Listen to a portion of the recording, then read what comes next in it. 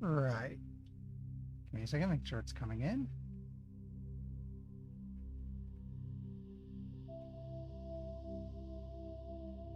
Okay, there we go. Oh, hello.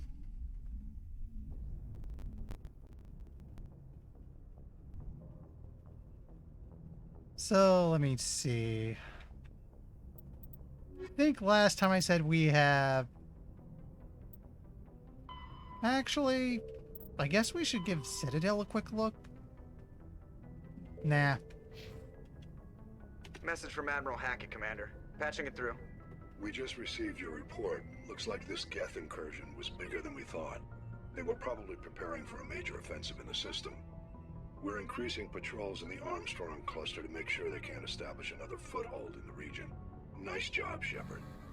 You saved a lot of human lives on this mission. Hack it out. Okay. I forgot to turn that in, I guess. So, we're ready. We're ready to get back to the main quest. Very specifically, we're going to Liara's dig site, which I purposefully saved for last because something funny happens if you do that.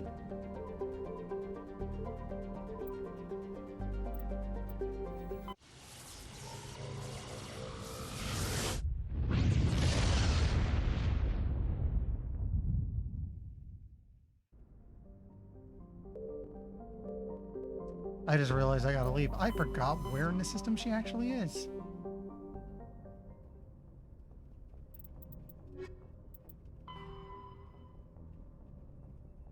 Artemis Tau. Okay.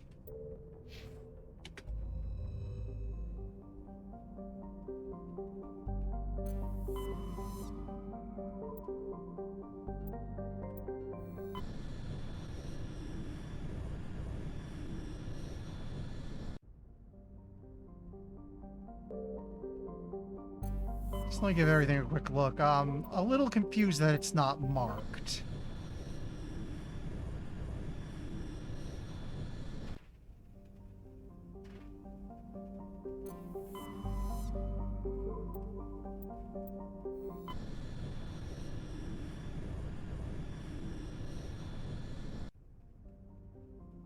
Alright, guess we gotta do this the fun way.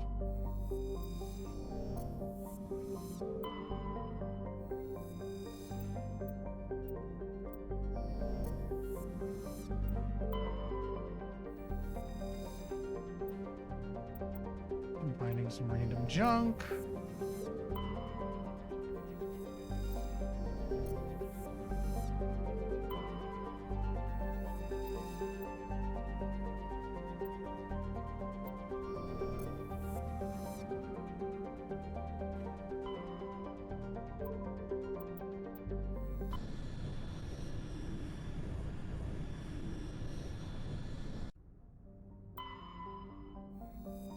Okay, I can land here. Let's see if this is it.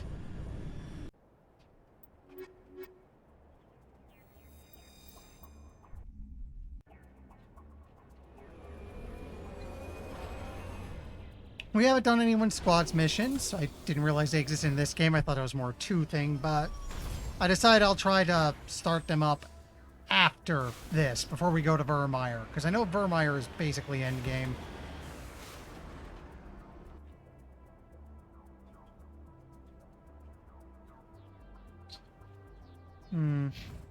Could be something up here.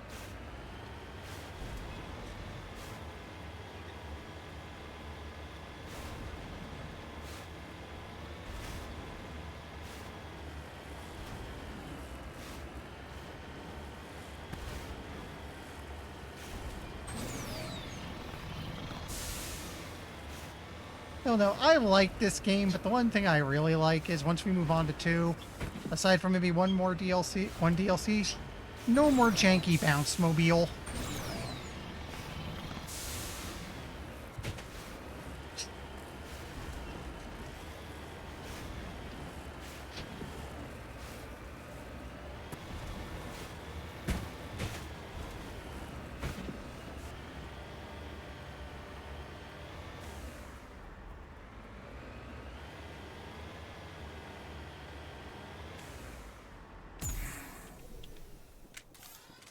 this is probably not, this is definitely not what we're looking for. We're looking for a dig site, but apparently there's something in here. Let's say hi.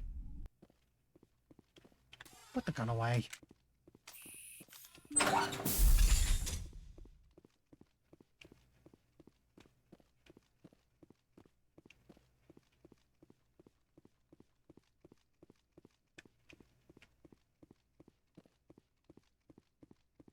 I am actually a little unsettled with how quiet it is.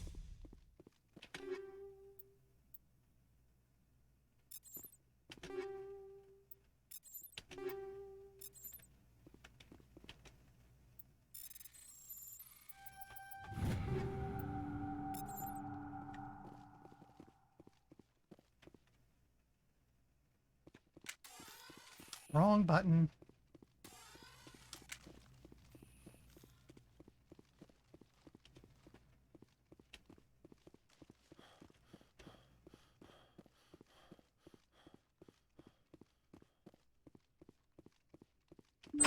Was I here before?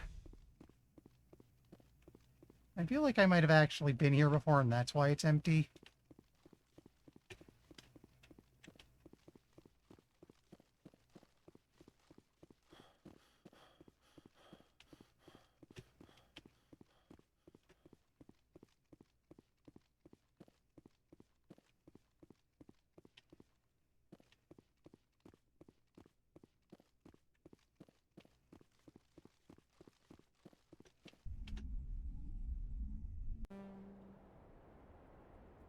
Alright, go to a different system.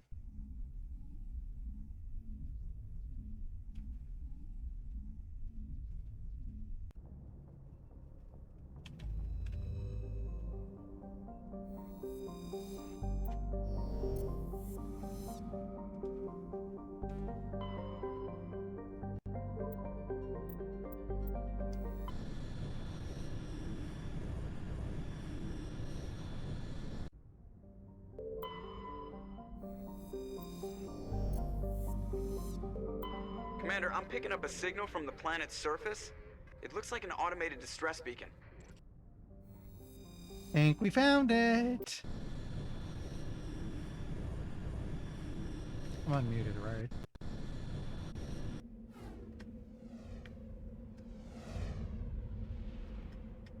Yeah, I'm good.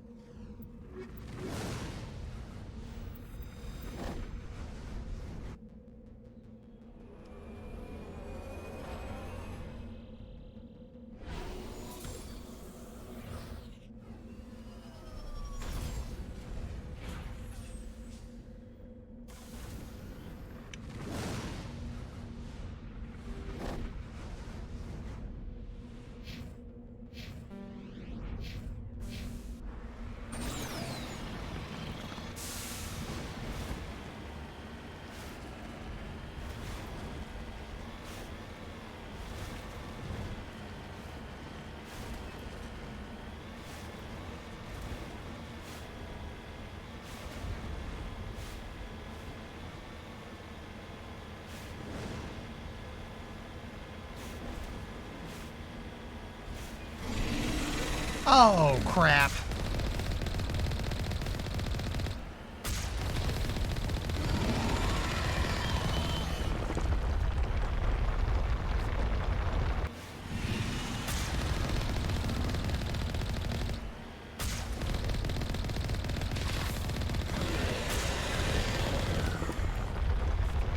Nope.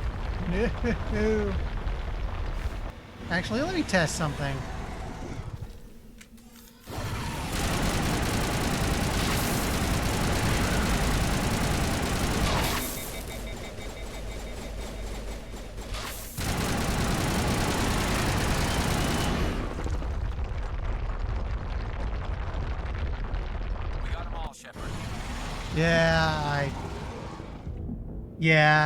Yeah. Hi, Alex. I probably should have tried getting its health a little lower. That one's a lot weaker than the one we came across previously, though, so... Probably because this is where we need to be. So this one we can actually kill. That death was my fault for trying to be clever.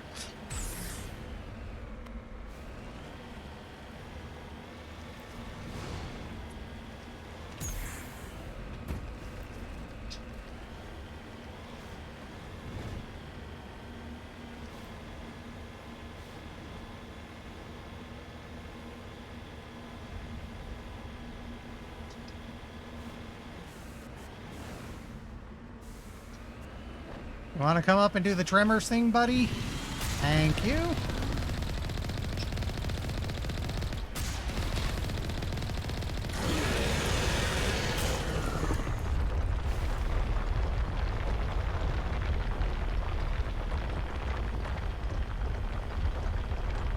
Come on, knock it off, buddy.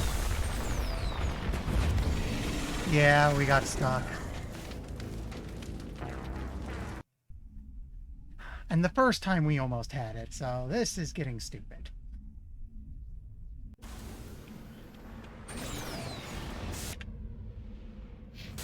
Really wish it better marked some of this stuff.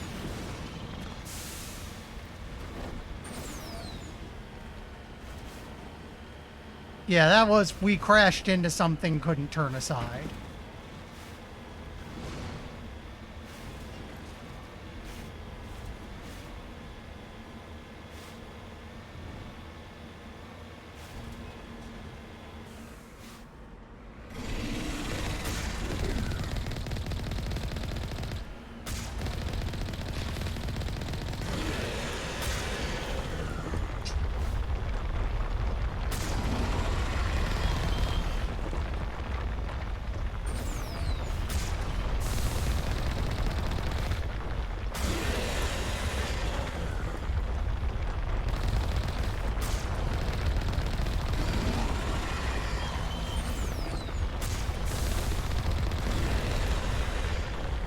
You coming up or what, buddy?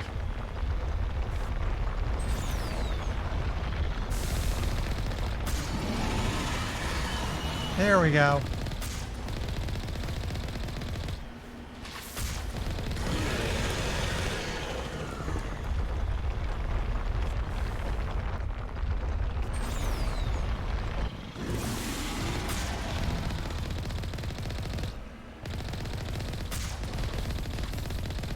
Okay, it's close. Get in. Wait for him to pop up. Close the gap and...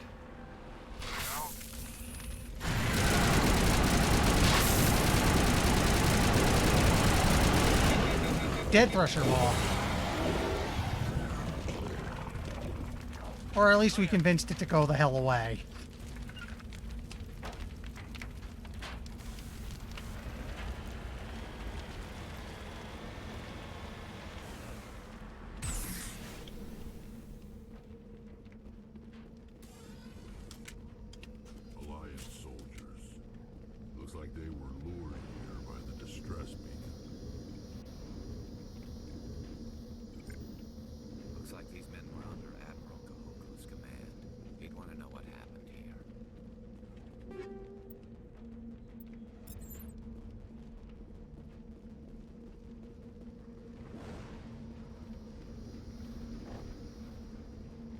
Okay, this wasn't it.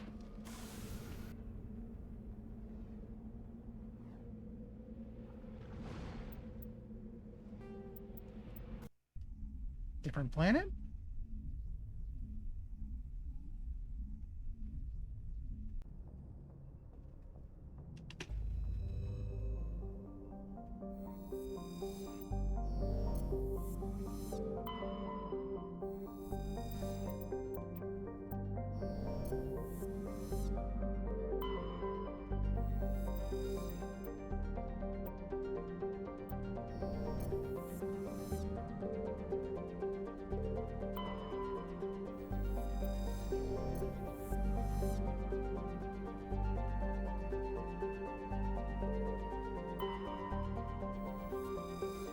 And not here.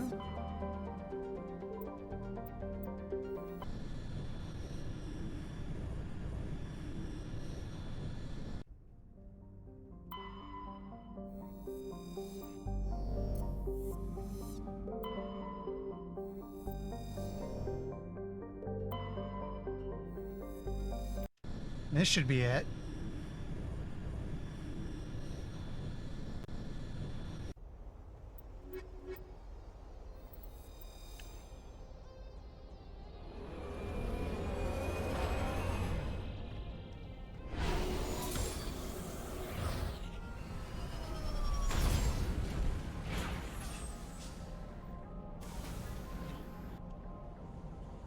Yeah, this is very place you are supposed to be. Yes. Make a save. Commander, I'm picking up some strange readings. Really strange, like off the damn charts. It looks like it's coming from an underground complex a few clicks away from the drop zone.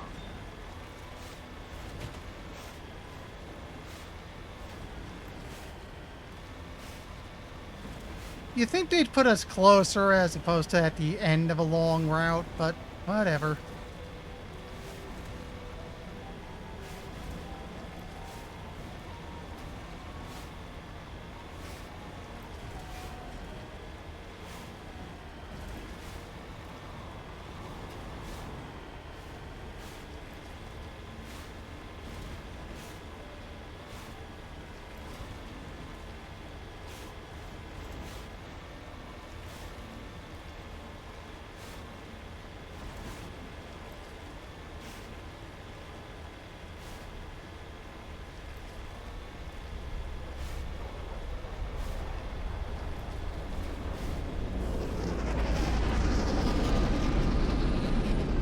Hello?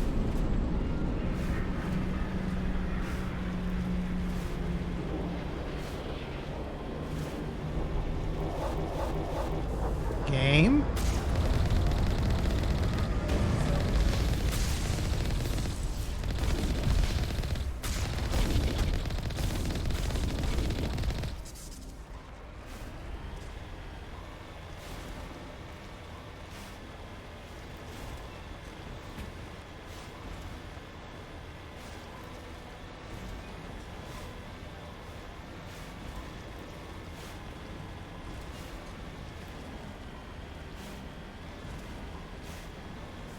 Only a fool punches a Nathak in the mouth.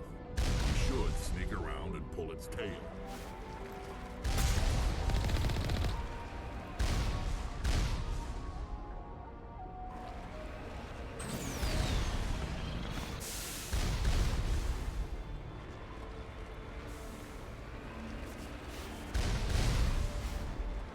Okay, is there anywhere I can go from here that's not straight ahead?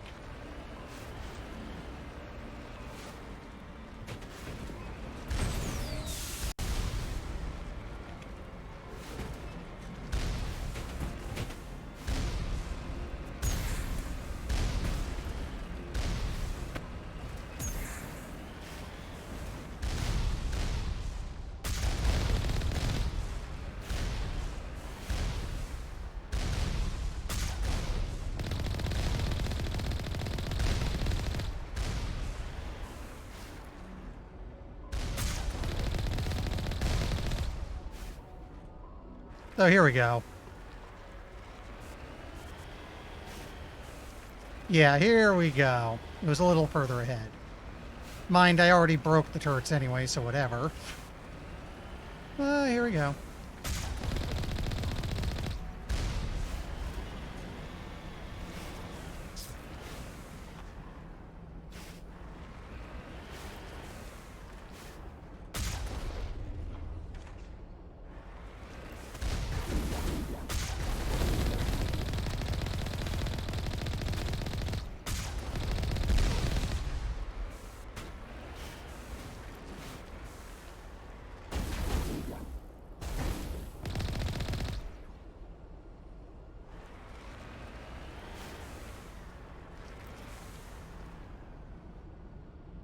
Anyone else?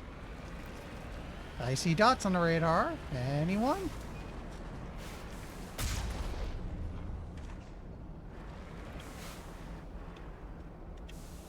Guess I'll have to go in.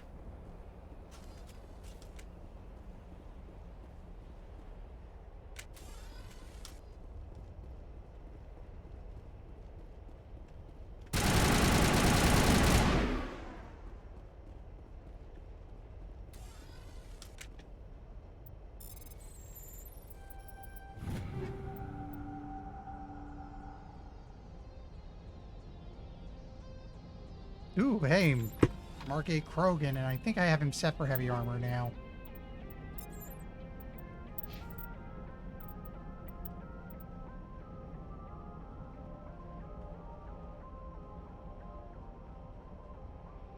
I think I'll stick to what I already have.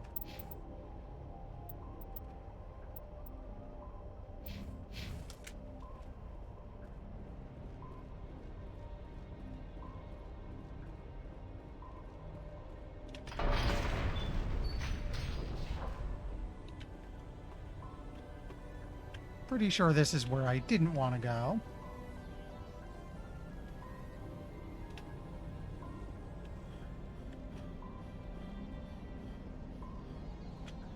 Just you a little bit.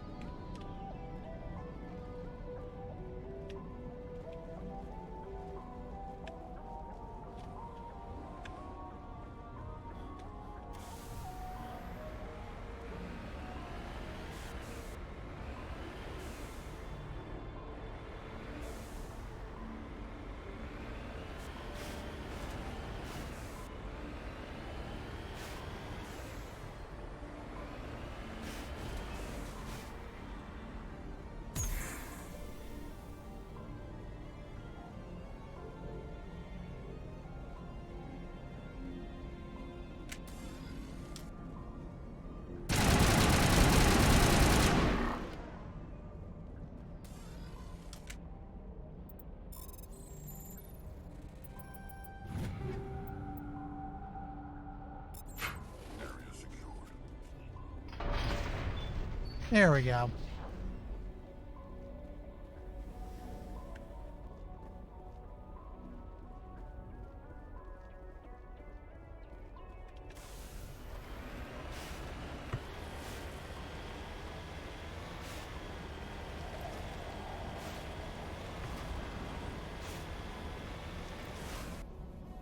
Yeah, we're going the right way. You can also tell because there's things shooting at us. Hi, guys.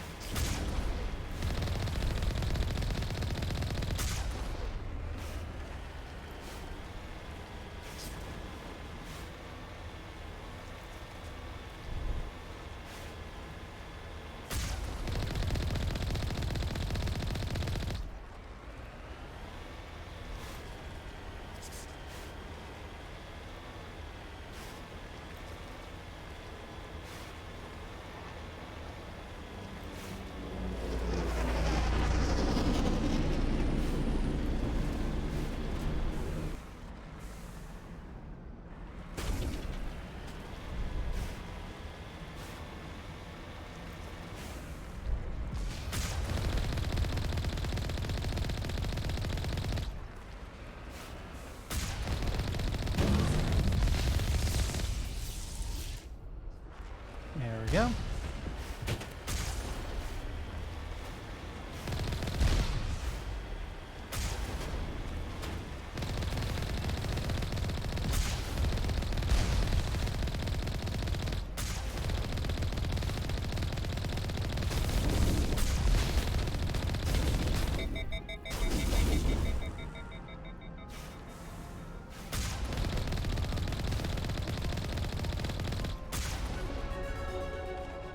Nifty.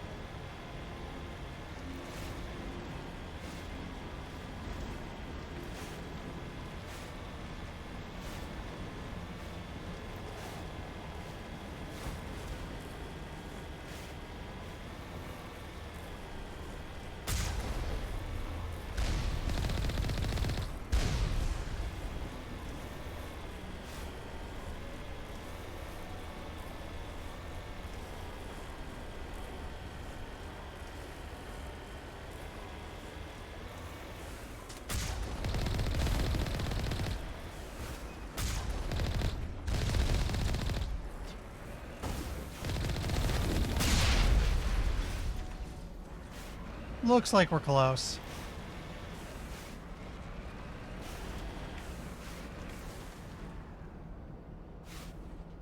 Oh, I see.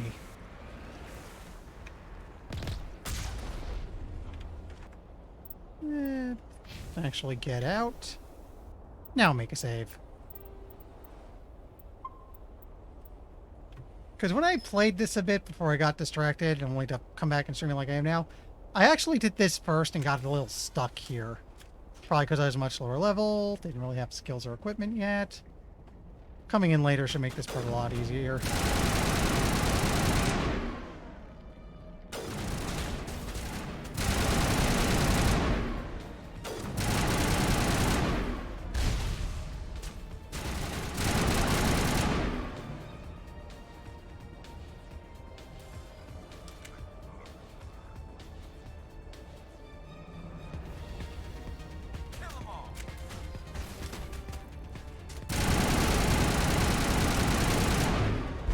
Not close enough, I guess.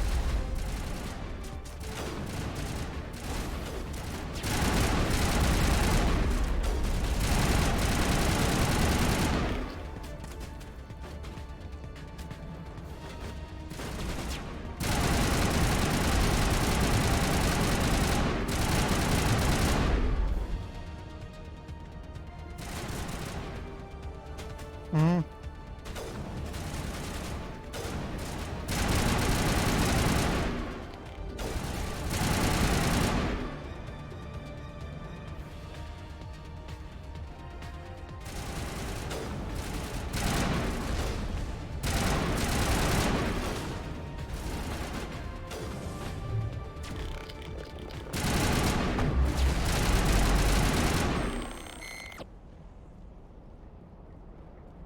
That's it. Bag 'em and tag 'em. Much better.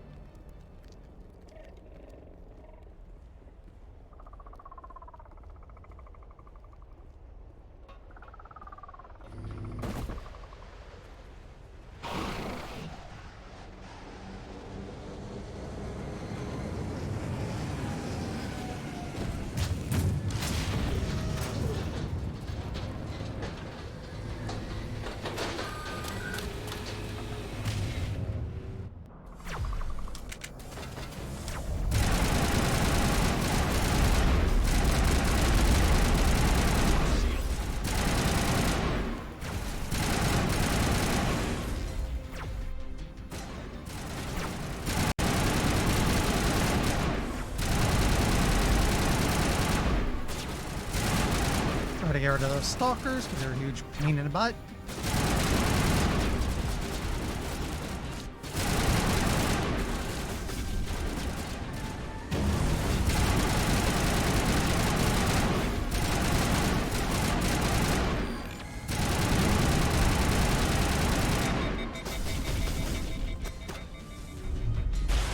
Shutting them down. Oh, you're not actually dead. Now you are. Yeah, get out of here, Stalker. You know what? I have that trilogy. I should stream one of them. I think we got him, Commander. I'll probably have to keep that in mind for the future.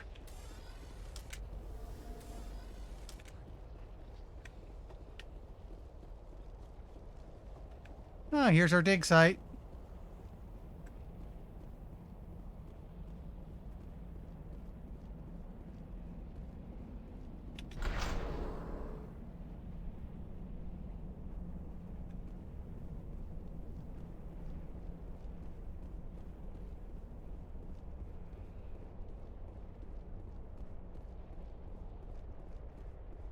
Oh, yeah, yeah. I'd have to think about what mods, though. I'd want... I mean, if I was going to play one, it would probably be Call of Pripyat.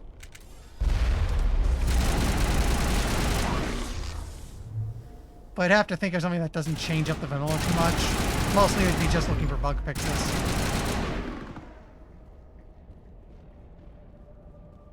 Area secured.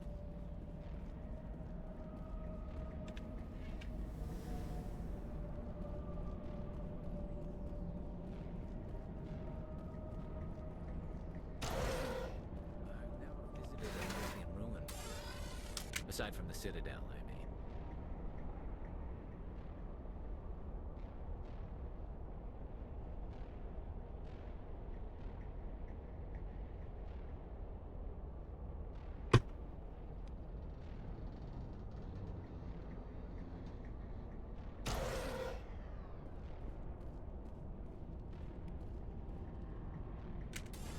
Guns out.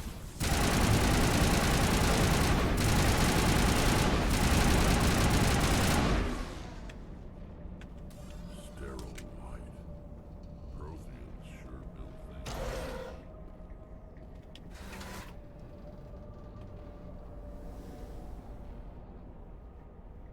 things. You okay there, Rex? You're kinda glowing.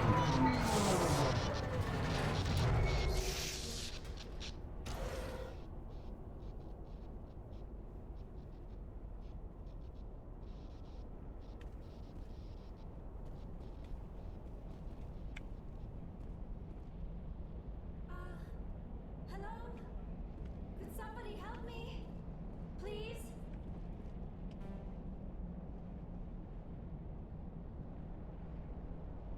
Can you hear me out there? I'm trapped. I need help. Are you real? Oh, no. Don't be stupid, Liara. Humans do not come here. You're hallucinating. And talking to yourself. Oh, goddess. I am going to die here. So, this dialogue only happens if you do this mission last. She's a lot more lucid if you do it earlier. I'm real, and I'm getting you out of there. You're oddly lucid for a hallucination. They don't usually claim to be real. Or do they? I guess I wouldn't know. I don't usually hallucinate. At least I don't think I do. We, maybe shouldn't have left her hanging. My name is Shepard.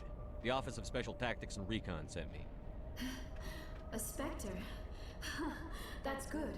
What else would I conjure up? A protector figure, yes. Perfect. Comforting. Well, I'll play along. As you can see, I am trapped here. If you're as real as you claim, find a way to get me out. How'd you end up in there? Ah, yes, the figment of my imagination wants me to retrace my steps. See if I can figure out where I went wrong. I was exploring the ruins. When the Geth showed up, I ran in here and activated the defenses. The barrier curtains could protect me. When I turned it on, I must have hit something I wasn't supposed to. I was trapped in here. You must get me out, please. We'll find some way to help you. Of course. What good is a hallucination if it can't offer false hope? Listen, if you're real, find some way past the barrier curtain. Find some way to deal with the Geth. Then use the control panel to release me. If you're not real, leave me alone. I'm tired of talking to myself. Okay. Hostile contact! Hello.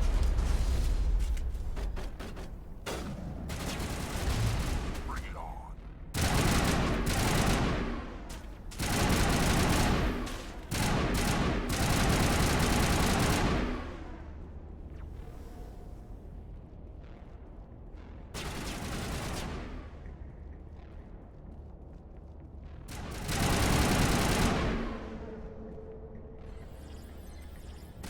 Area is not clear of enemies. Hello.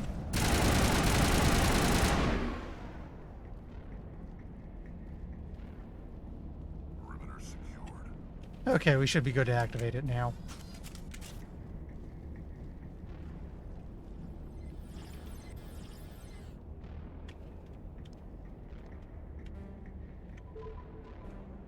Down, right. Down, right. Left. Up.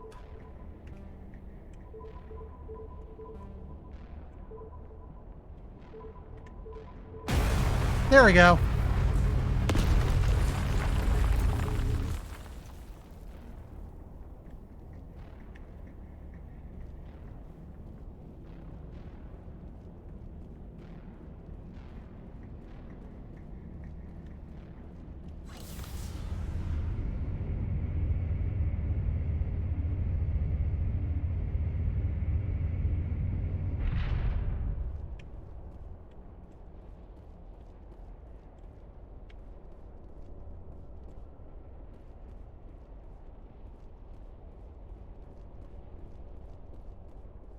Oh, here we go.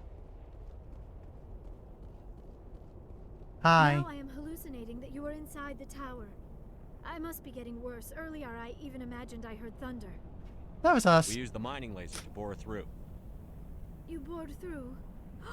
You're real, aren't you? By the goddess, you're real. I'm sorry. I thought you were a hallucination. I thought I was going mad. Please get me out of here before more Geth show up.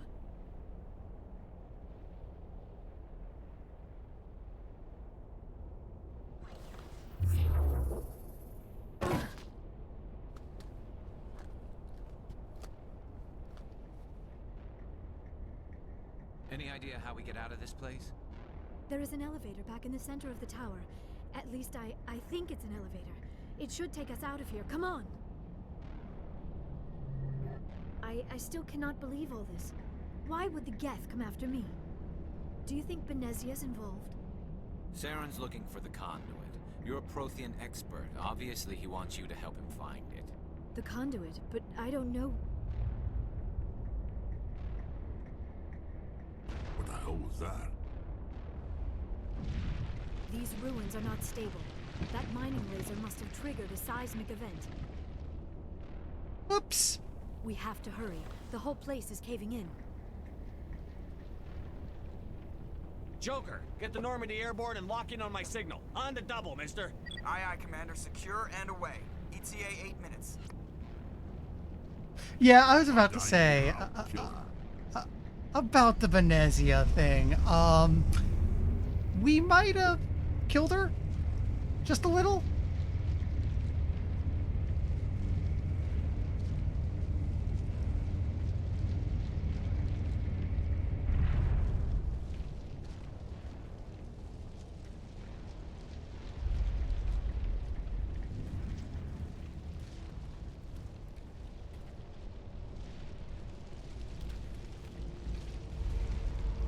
Surrender. Or don't.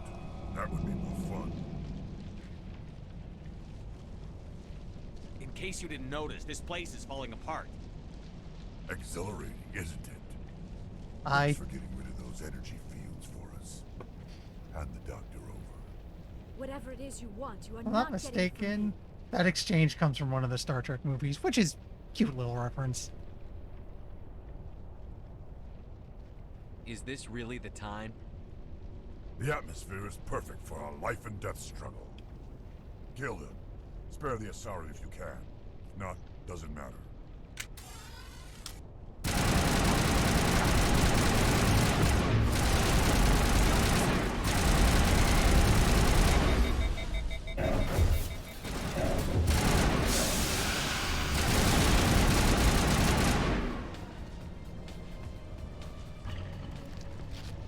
Third one, yeah, I only heard it was from one of the Star Trek movies. I don't know off the top of my head which one.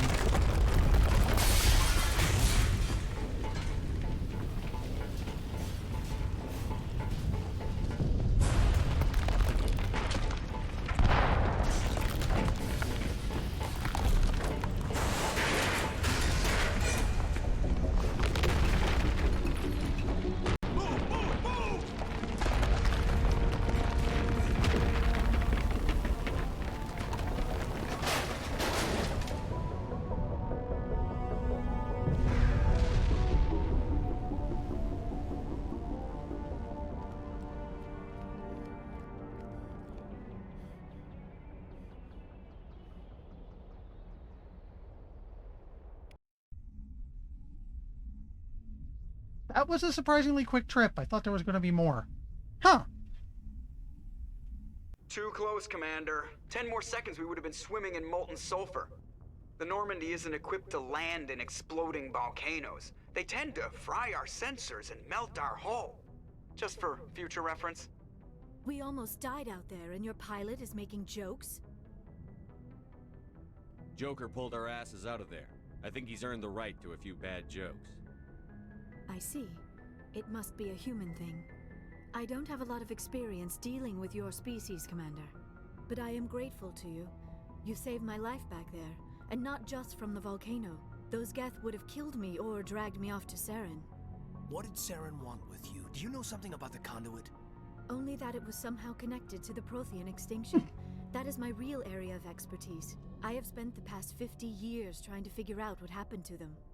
One of these days, maybe I should stream a Warhammer game. Then again, they've been rather frowny face on any fan works and like, so that might not be safe. I've got my own theory on why the Protheans disappeared. With all due respect, Commander, I have heard every theory out there. The problem is finding evidence to support them. The Protheans left remarkably little behind.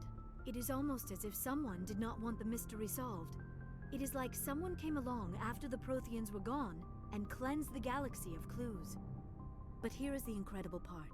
According to my findings, the Protheans were not the first galactic civilization to mysteriously vanish. This cycle began long before them.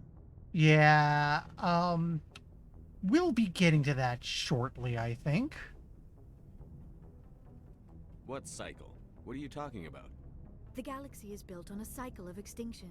Each time a great civilization rises up, it is suddenly and violently cast down. Only ruins survive.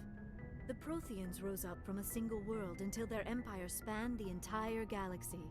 Yet even they climbed to the top on the remains of those who came before. Their greatest achievements, the mass relays and the Citadel, are based on the technology of those who came before them. And then, like all the other forgotten civilizations throughout galactic history, the Protheans disappeared. I have dedicated my life to figuring out why.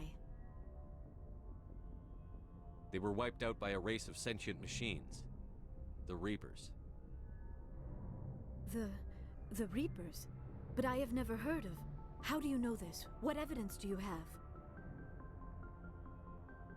There was a damaged Prothean beacon on Eden Prime. It burned a vision into my brain. I'm still trying to sort out what it all means. A beacon?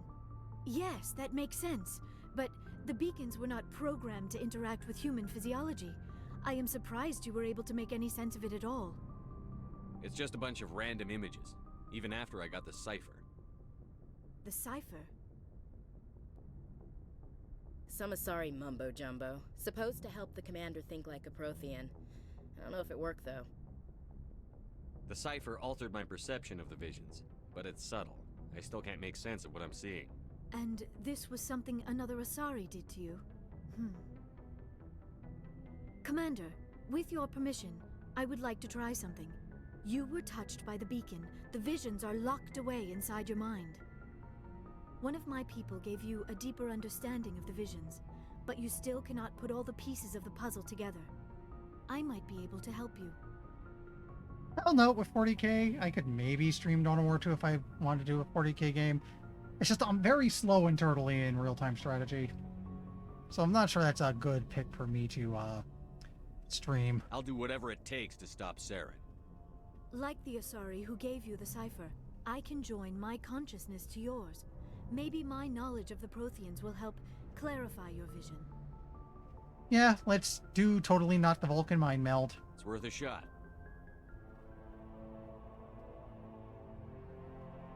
Relax, Commander. Embrace eternity.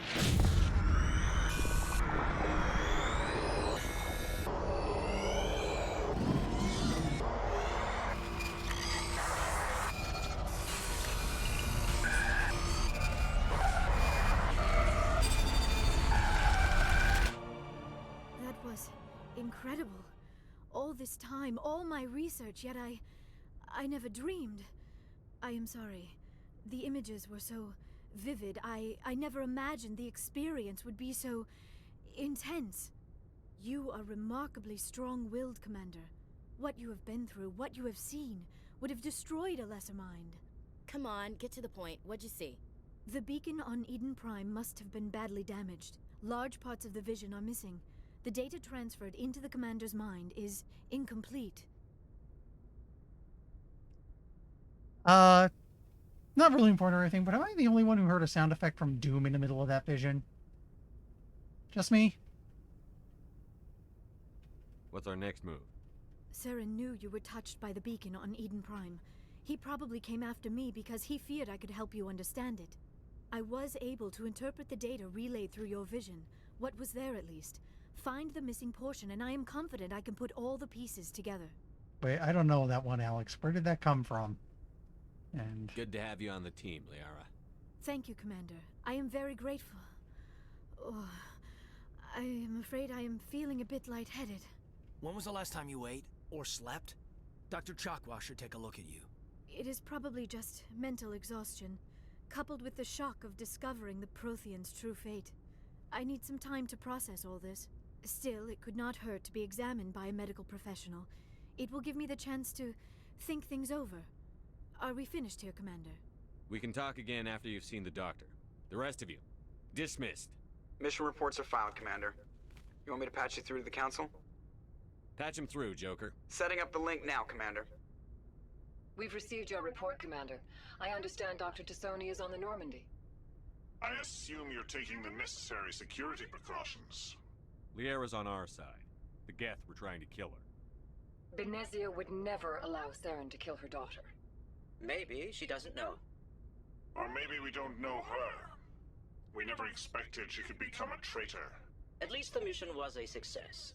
Apart from the utter destruction of a major Prothean ruin. Was that really necessary, Shepard? The Geth were crawling all over those ruins. We were lucky to make it out alive. Of course, Commander. The mission must always take priority. Good luck, Commander. Remember, we are all counting on you. okay. Let's make a save. So supposedly we have missions for the party members, right? Oh. The trick where you think of earworms to screw whoever is digging through your head.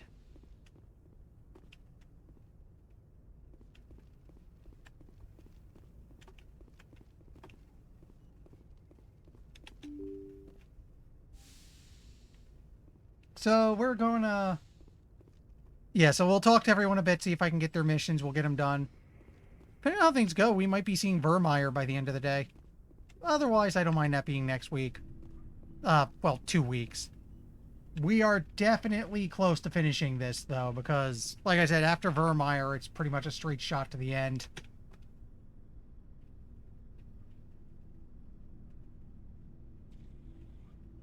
Anything you need, Commander? Just trying to get a sense of where the crew's at. Thoughts?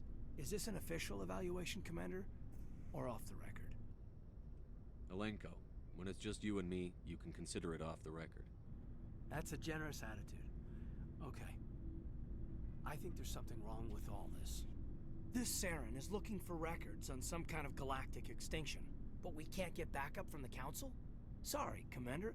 There's writing on the wall here, but someone isn't reading it. The Council doesn't want to believe anything's wrong. I'd call it human nature, but... I hear you. It just seems like a group that's been around as long as the Council should see this coming. Sorry if I got too informal. Protocol wasn't a big focus back in Bot.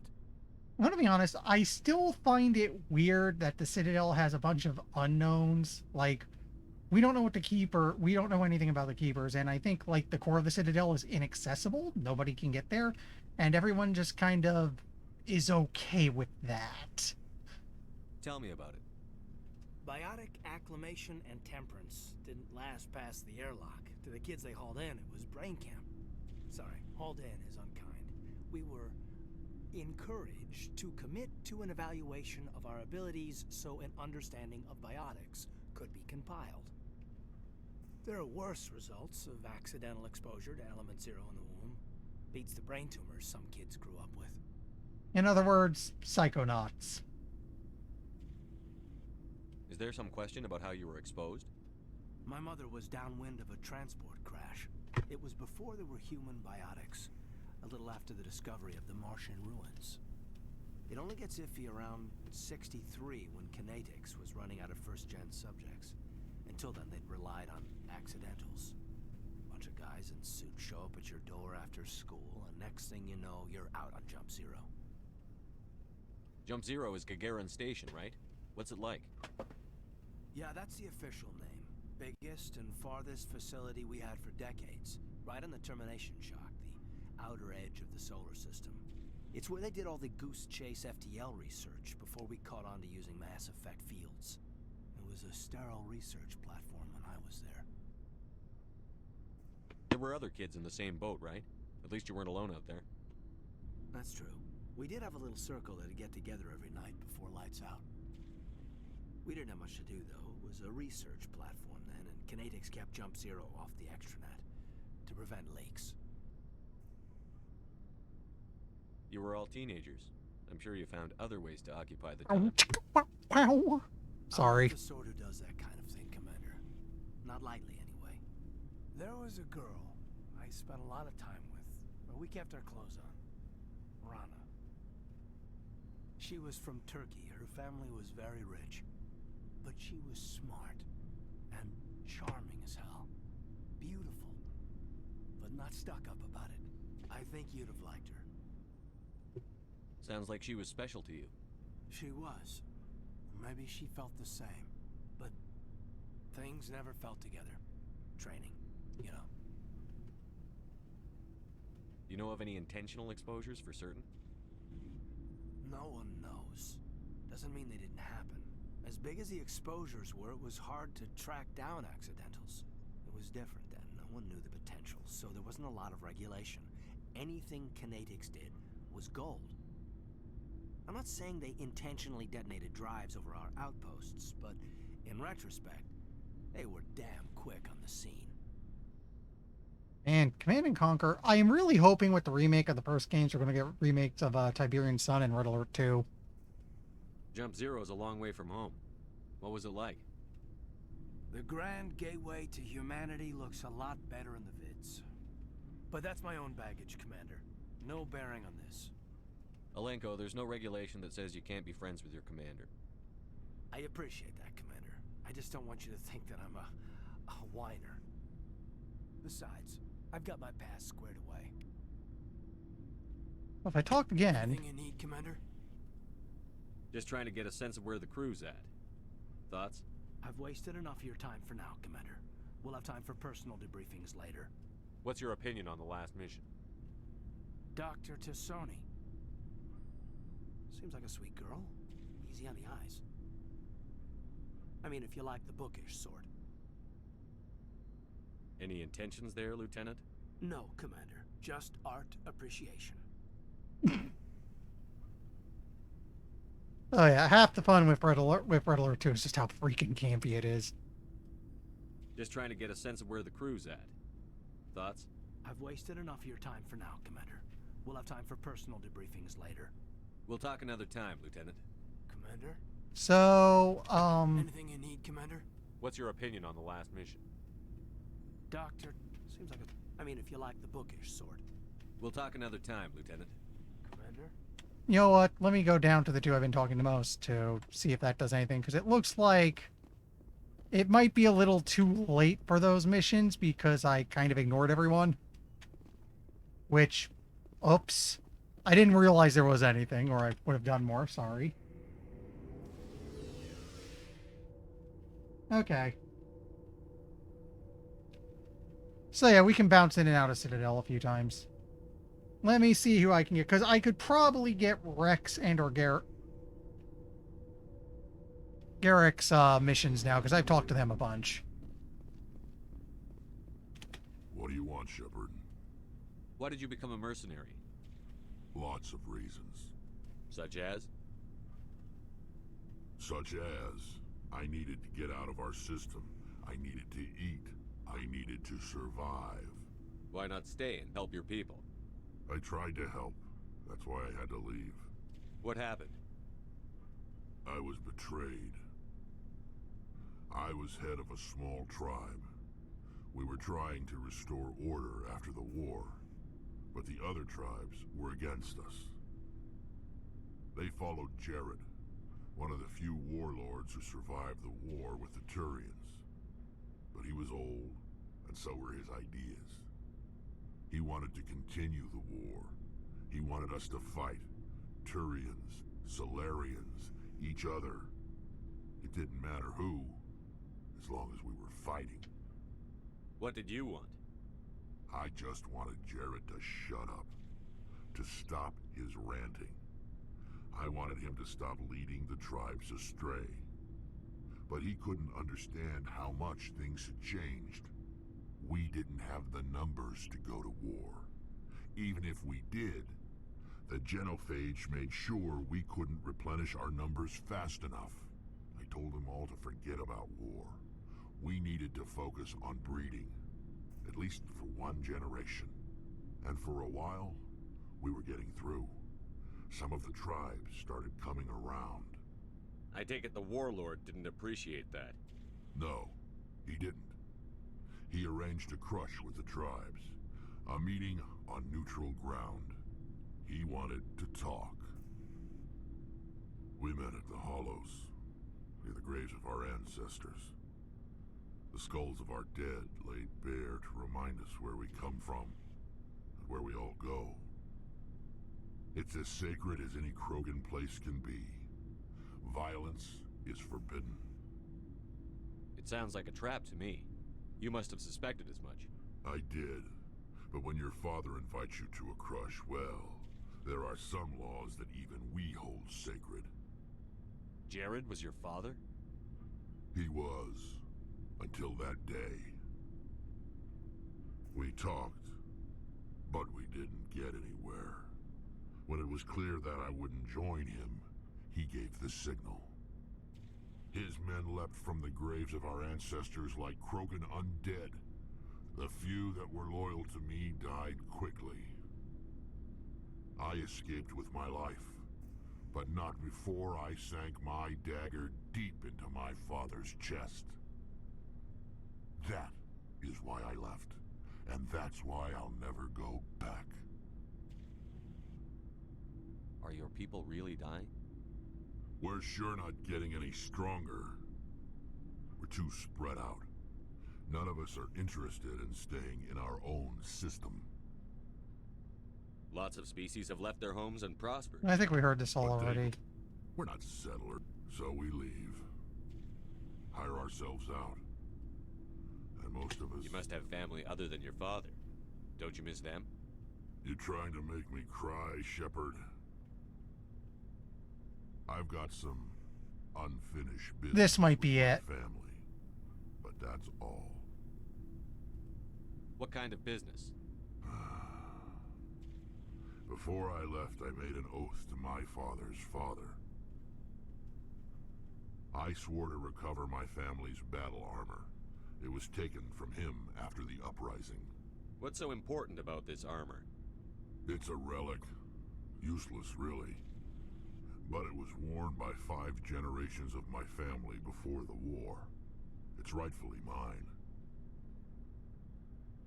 Originally, it was taken by the Turian military. We weren't allowed armor or weapons after the war.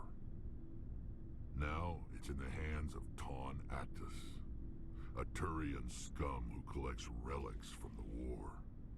He's made millions selling Krogan artifacts that were stolen from my people. He's got several bases where he stores his goods, all fortified and guarded. I just don't know which base has my family's armor. Just tell me where to start looking. I'll upload the data to your nav system. But Commander, I want to be there when you find him. So long, Rex. Shepard. Oop, Codex entry. The harsh Krogan homeworld conditioned the Krogan psychology for toughness just as it did the body. Krogan have always had a tendency to be selfish, unsympathetic, and blunt.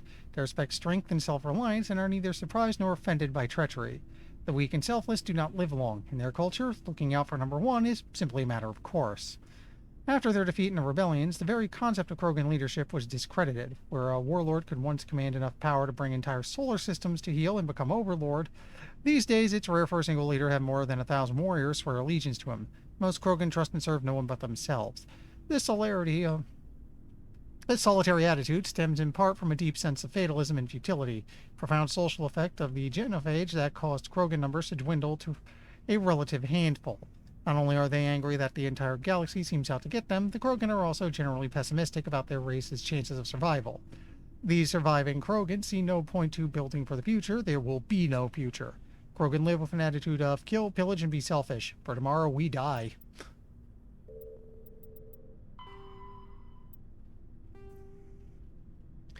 Gagarin Station is the largest deep space station built by humanity. A Bernal sphere design with a 500-meter diameter habitable area, it was constructed beyond Pluto, nearly 80 astronomical units, 12 billion kilometers, from Sol. Moving crew and materials to this location bankrupted most of the backers. Excuse me, I need a drink.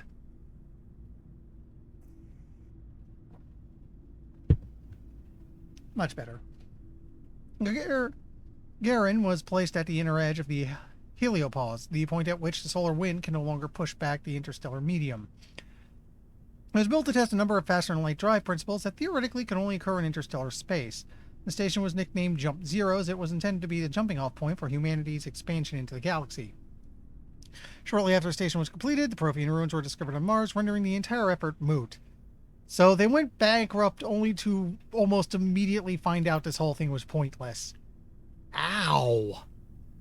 After struggling to make a profit for a decade, Gagarin was sold to the Systems Alliance in 2159 for a fraction of its construction cost. Again, ouch. The Alliance refurbished it as a research and training center for the recently discovered biotic phenomena. In 2169, the Biotic Acclimation and Training Program was shut down and Gagarin became a general research facility. Its remote location and intentional isolation from the extranet makes it popular for dangerous research, particularly in the field of artificial intelligence. Humanity's first stable AI, the Alliance-sponsored ELIZA, achieved sapience at Gagarin in 2172. Today, Gagarin Station has a permanent population of approximately 9,000. A plan has been proposed to move it to the gravitationally stable barycenter point between Pluto and the Chiron relay, allowing it to serve as a gateway facility between Sol and Arcturus systems. The high cost of safety moving its mass has delayed this indefinitely.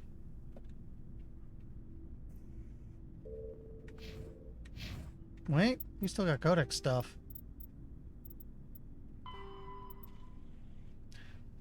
Looks like Biotics training, yeah.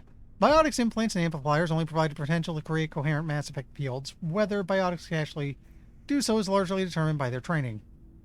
Biotics must develop conscious control over their nervous system, sending specific electrical impulses to the element zero nodule embedded in their nerves. They are taught to use their implants and amps with biofeedback devices and physical mnemonics. Specific gestures or muscle movements fire the proper sequence of nerves to activate a certain skill. Basically, you do the wizard thing. Kinetics Industries pioneered biotics training with the Biotic Acclimation Temperance Training Program. Although BATAT did not achieve the desired results, many techniques taught are still used today. Many human think tanks are trying to develop some form of biotic super soldier. Most are benign efforts to create more flexible troops. Others, less publicly known, are unapologetic attempts to create Nietzschean supermen. There's still more. Where? Oh, here we go. This one will be ready for me. Biotic Element Zero can increase or decrease the mass of a volume of space-time when subjected to an electrical current. With a positive current, mass is increased. With a negative current, mass is decreased. The stronger the current, the greater the magnitude of the dark energy mass effect. In space, low-mass fields allow FTL travel and inexpensive surface-to-orbit transit. High-mass fields create artificial gravity and push space debris away from vessels. In manufacturing, low-mass fields permit the creation of evenly blended alloys, while high-mass compaction creates dense, sturdy construction materials. The military makes extensive use of mobility-enhancing technologies, with Mass Effect utilizing fighting vehicles standard frontline issue in most military forces. Mass Effect fields are also essential in the creation of kinetic barriers or shields to protect against enemy fire. I'm somehow reminded of when humanity first discovered radioactive materials and we were making every freaking thing radioactive. I'm not kidding. Way back in the day, you could buy something that would make your water radioactive, because that's a great idea.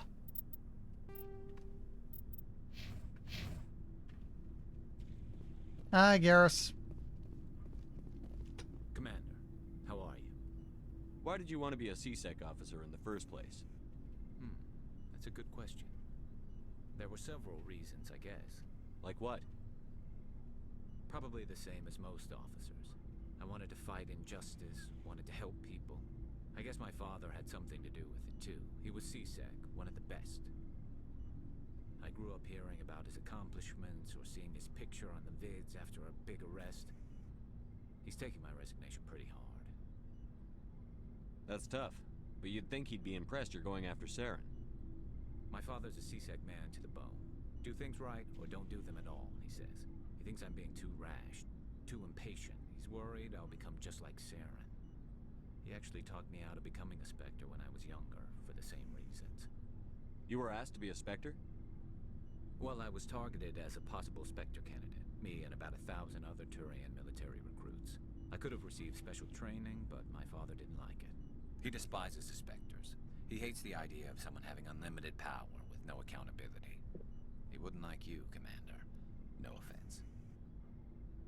I think I mentioned earlier with Spectres, there is the problem of who watches the Watchmen. I suppose I can understand his concern. You can. But Saren's not going to play by our rules, CSEC's rules. If you want to nail Saren, you need to send someone who isn't restricted by policies and procedures. Just because you can break the rules doesn't mean you should. I don't need to stoop to Saren's level to stop him. And neither do you, Garrus. I see what you mean, but I'll think about it. Thanks, Commander. We'll get to that Codex entry in a bit. Oh, I can inspect the Mako there. There, now I have that. Good to see you. Okay, he's done for now. That's just a requisitions officer. Tally should be in engineering.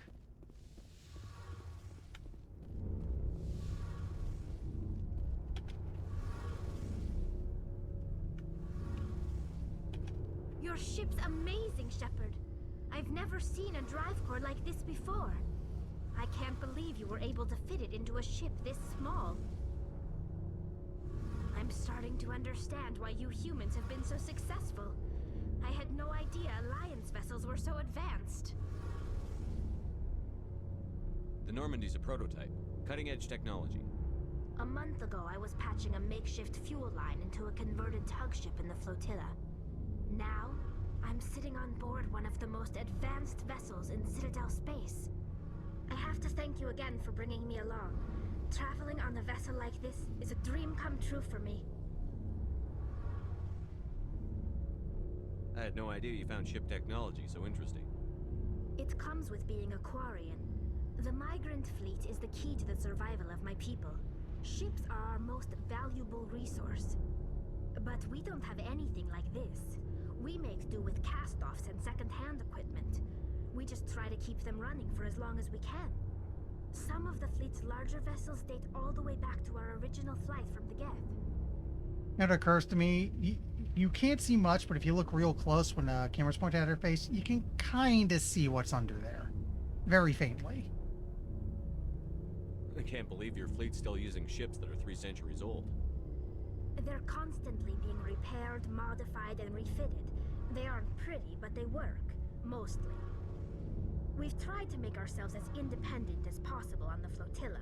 Grow our own food, mine, and process our own fuel. But some things we just can't make on our own. A patch to maintain the hull integrity requires raw materials we just don't have. That's why our pilgrimages are so important. Tell me about your people. Our lives aren't easy. Resources are scarce, and we are constantly on the move. Everything we do must in some way contribute to the continuation of the migrant fleet. There are 17 million Quarians in the flotilla, and each of us relies on the others for survival. The bonds among my people are strong. Unfortunately, we have had to surrender many of the freedoms and civil liberties other species take for granted.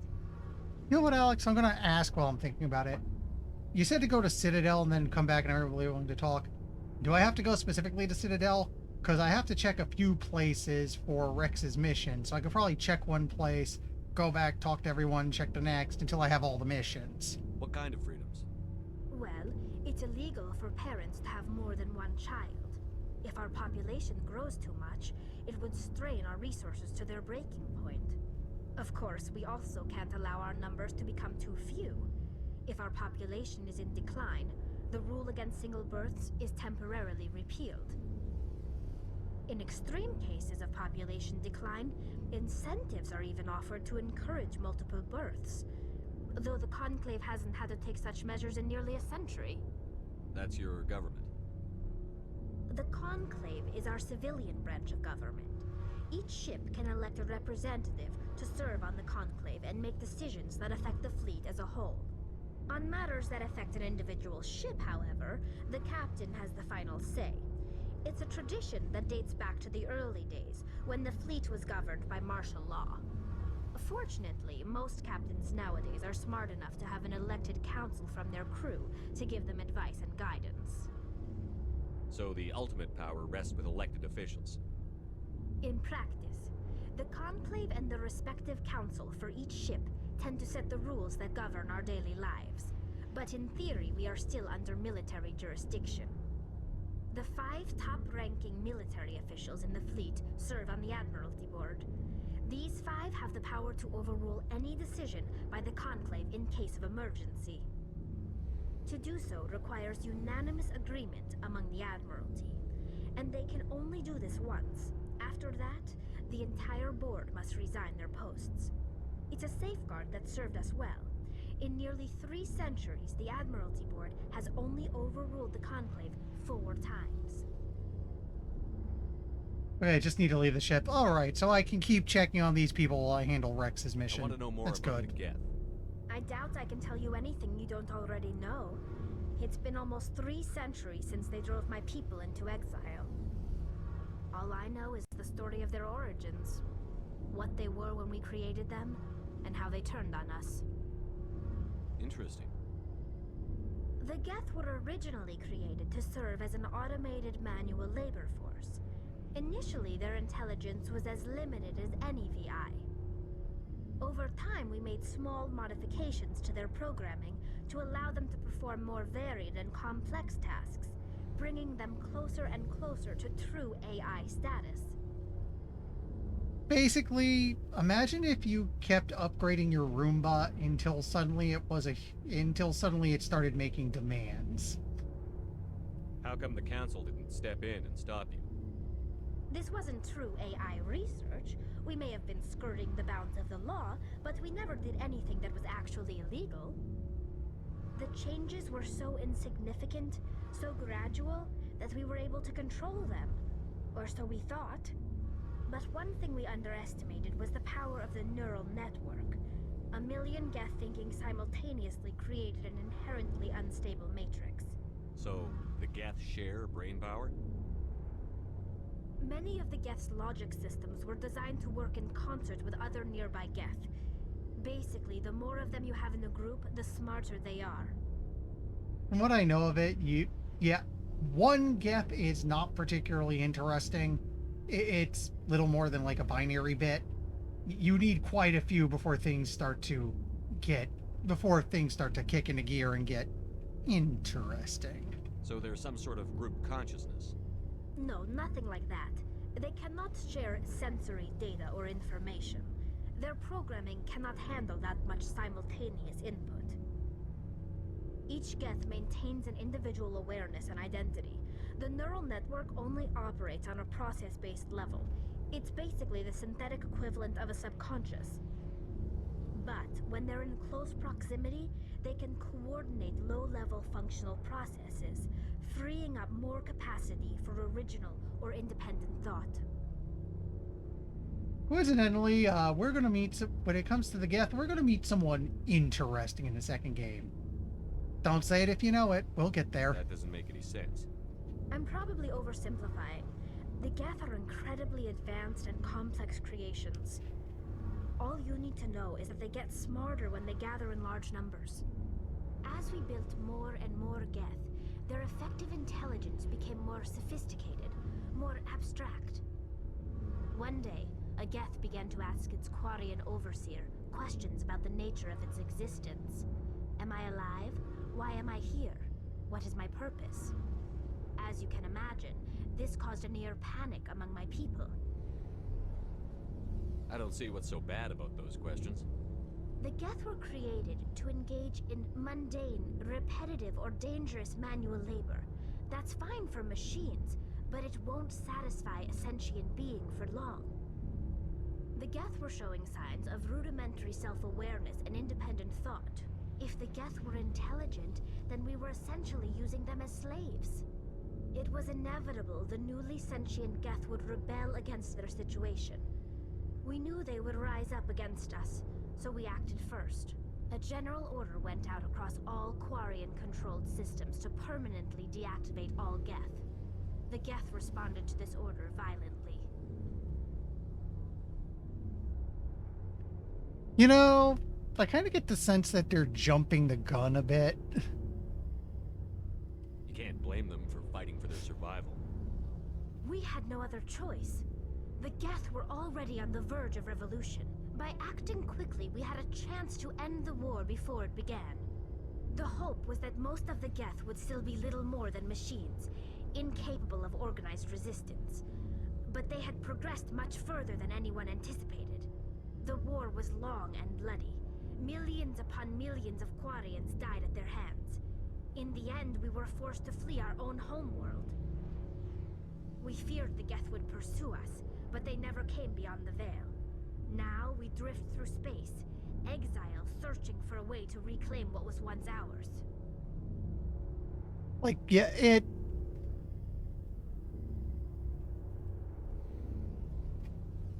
It's hard to feel sorry for you. Your ancestors tried to wipe out another species.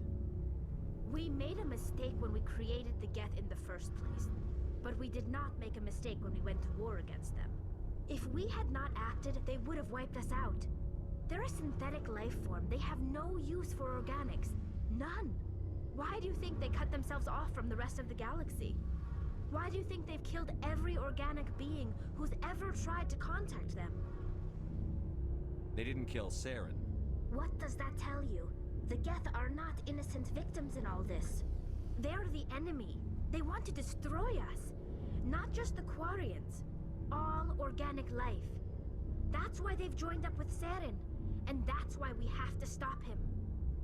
So I'm just going to say right now, again, don't spoil if you know, but this will get interesting due to someone in the second game. I want to know more about the pilgrimage. When my people reach maturity, we leave our birth ships and seek acceptance with a new crew. It's necessary to maintain genetic diversity among the fleet. But no ship wants to accept someone who will be a burden on them. So, to prove our worth, we embark on a pilgrimage. We set out alone, leaving the flotilla and our families behind us. We only return once we have found something of value we can bring back to the fleet. This is presented as a gift to the captain of the respective ship we wish to join. If the gift is accepted, we are welcomed into the crew.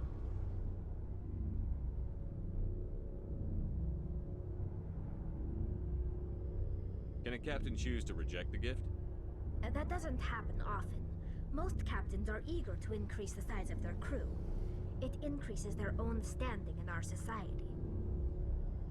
Even when a gift is not particularly valuable, the captain usually accepts it out of a sense of tradition. However, there is a stigma to presenting a substandard gift. It's not the best way to make a good impression on a new community. Most pilgrims don't return until they find something worthwhile. I can't believe they just send you off alone. It's not like they just cast us out. Before we leave, we are given lessons in how to survive outside the flotilla, and given gifts to help us on our journey. We also receive implants to fight off sickness and disease. Generations of living in an isolated and highly controlled environment have left our immune systems weaker than most. By the time we leave the fleet, we are well equipped for the pilgrimage. This is a rite of passage for all Quarians. If it were dangerous, our numbers would suffer. Virtually every pilgrimage ends with a triumphant return and the ritual presentation of the gift to one of the fleet's captains. You know, the one thing that's kind of just in the back of my mind right now is They know the way they describe the flotilla makes it sound a little ramshackle and run down, and at that point of just making two, you have to wonder how they can keep it so sterile. You think, like, you know, if they have to land for mining and stuff, a couple bugs would have snuck on here and there and the like. I want to talk about something else. Like what? I think we're done for now. I should go. See you later. We're also getting a lot of codex entries. I'll get to that in a bit.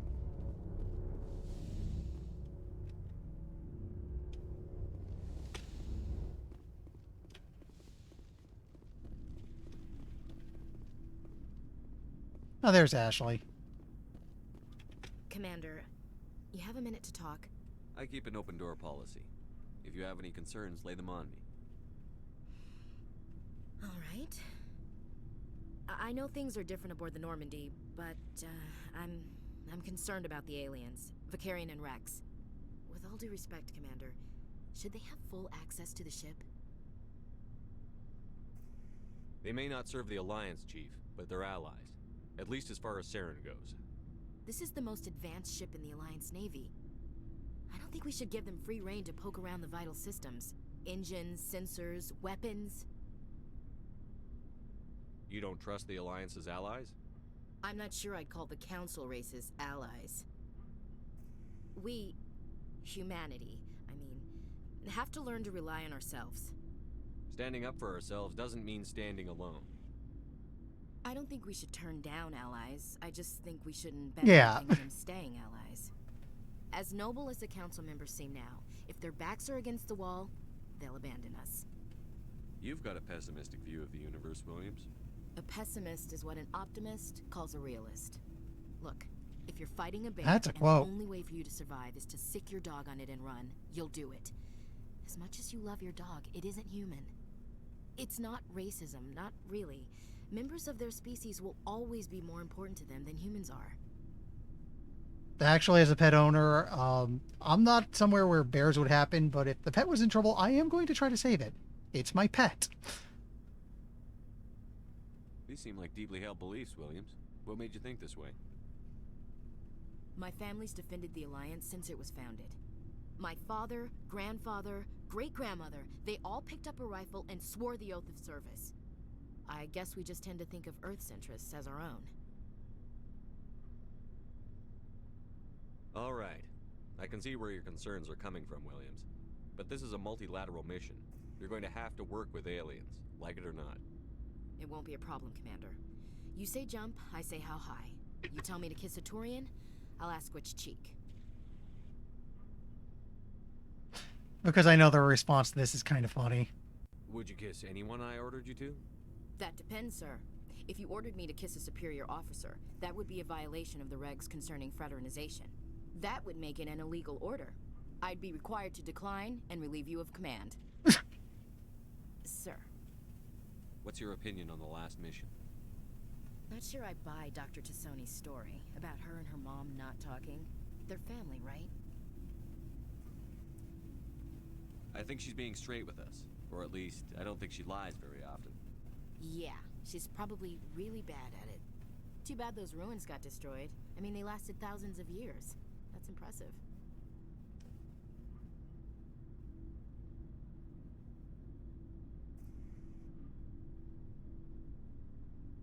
Yeah, I can't recall if they said it or not in the codex somewhere. Turians apparently have exoskeletons?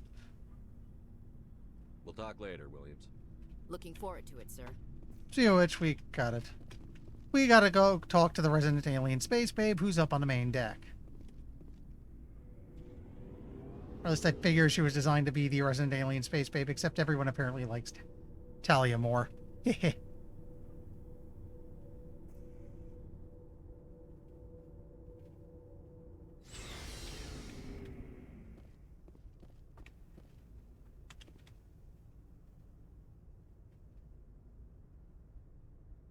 Oh, there she is.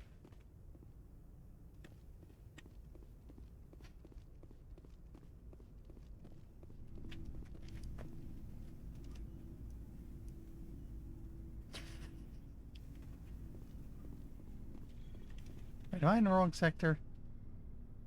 Yeah, I gotta go down this way.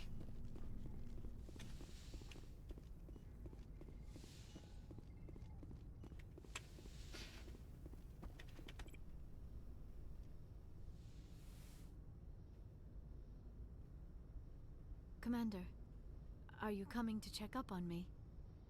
You look much better. How are you feeling? Dr. Chakwas assures me I am going to be fine.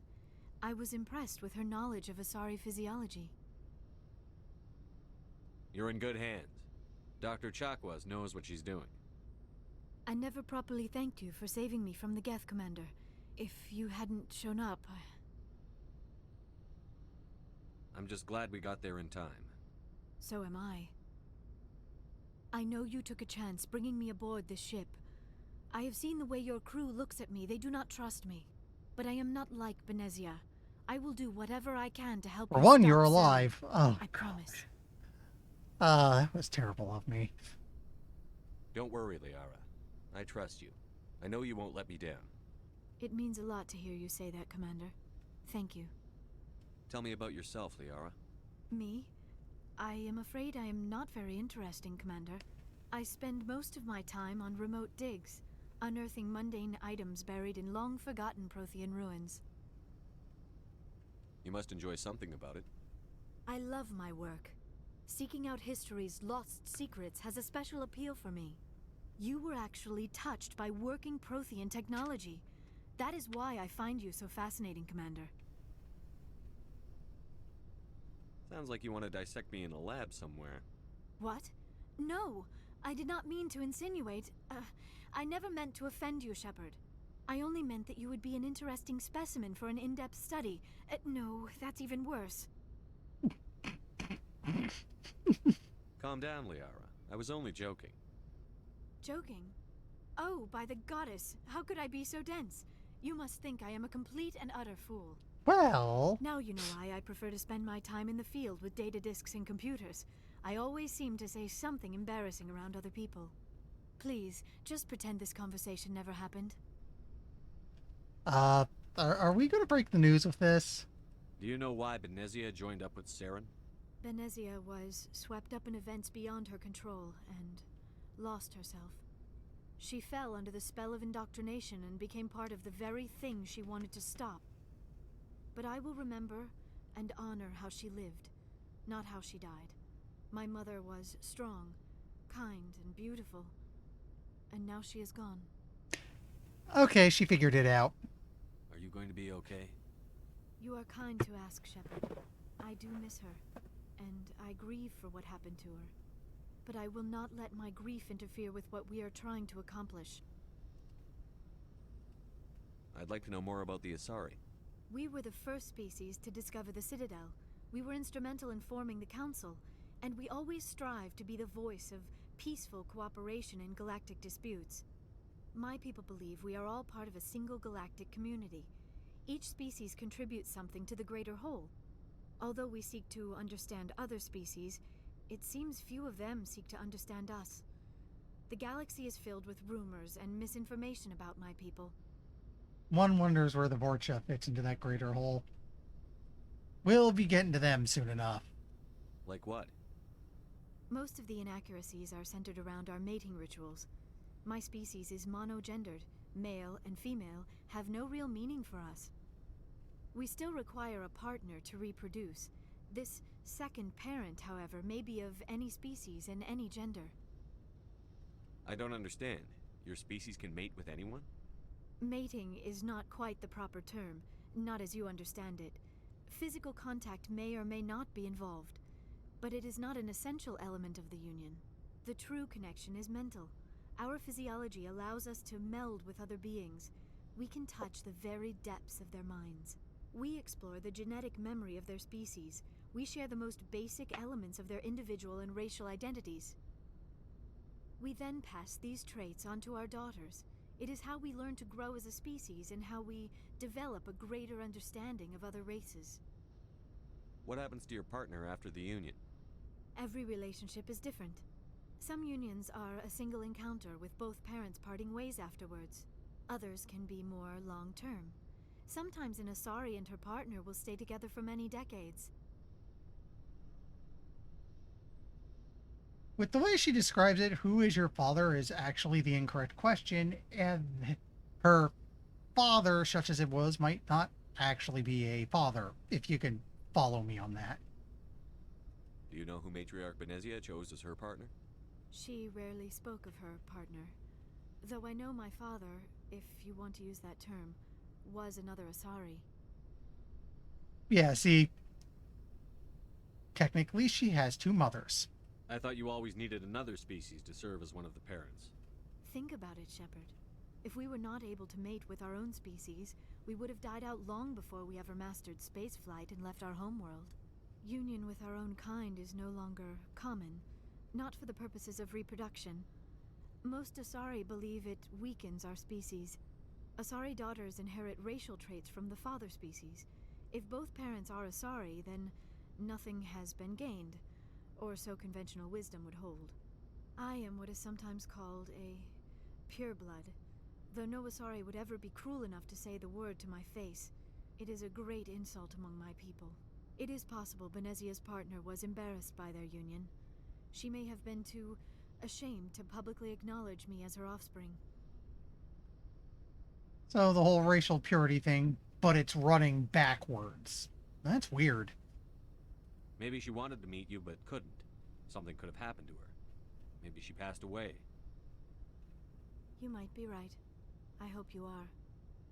But I have no way to know for sure.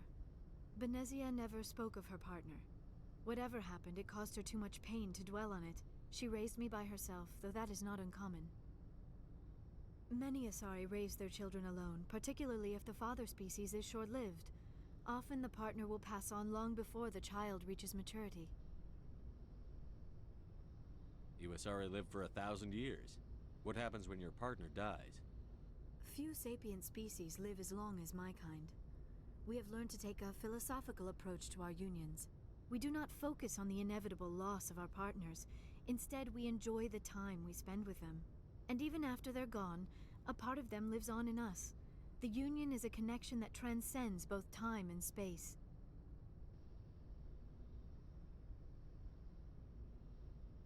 Do you know who Matriarch Benezia chose as her partner? She rarely spoke of her partner. Though I know my father, if you want to use that term, was another Asari. I thought you always needed I thought there was a dialogue option I missed, so let's... It is possible Benezia's partner was embarrassed by their... Maybe she wanted... Many Asari raise their children alone, particularly if the father species is short. I'd like to know more about... Although we seek to understand other species, I guess we're done. Them seek to understand us. The galaxy is filled with... I should go. Goodbye, Shepard. And we got a lot of codex to sift through.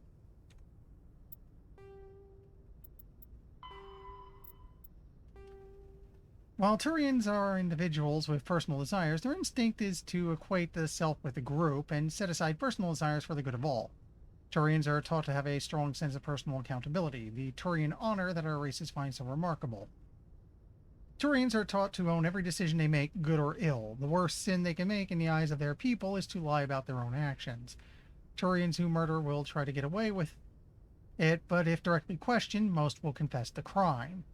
Turians have a strong inclination towards public service and self-sacrifice, so they tend to be poor entrepreneurs. To compensate, they accepted the mercantile Volus as a client race, offering protection in exchange for their fiscal expertise. Turian military is the center of their society. It is not just an armed force, it is an all-encompassing public works organization. The military police are also the civic police. The fire brigade serves civilian population as well as military facilities. The Corps of Engineers build and maintain spaceports, schools, water purification plants, and power stations. Merchant Marine ensures that all worlds get needed resources. So there's a little more to it. They are not just the cop species. Although they lack the brutality of the Krogan, the skill of the Asari, and the virtuosity of the humans, the Turian military has formidable discipline. Officers and NCOs are lifters with years of field experience. Enlisted personnel are thoroughly trained and stay calm under fire. Turian units don't break. Even if their entire line collapses, they fall back in order, setting ambushes as they go. Popular saying holds, you will only see a Turian's back once he's dead.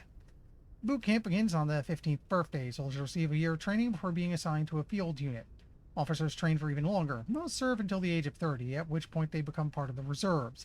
Even if they suffer injuries preventing frontline services, most do support work behind the lines. Biotics are uncommon. While admired for their acting skills, biotics' motives are not always fully trusted by the common soldier. Turians prefer to assign their biotics to specialist teams called cabals. Command and control is decentralized and flexible. Individual squads can call for artillery and air support. They make extensive use of combat drones for light duties and practice combined arms. Infantry operates with armor supported by overhead gunships. Strategically, they are methodical and patient and dislike risky operations. Tradition is important. Each legion has a full-time staff of historians who chronicle its battle honors in detail. The oldest have records dating back to the Turian Iron Age.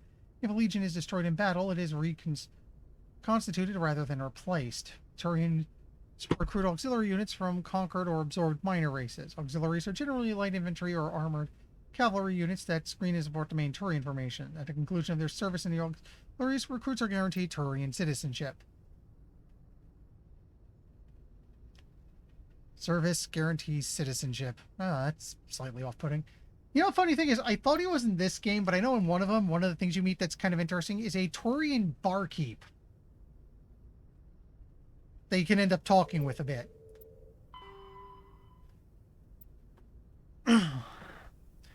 And again, a running theme in this game is every species has a hat, but you'll find people outside of it. I swear at some point in this game you were supposed to stumble across a Krogan mechanic. That might have been the sequel, I don't know.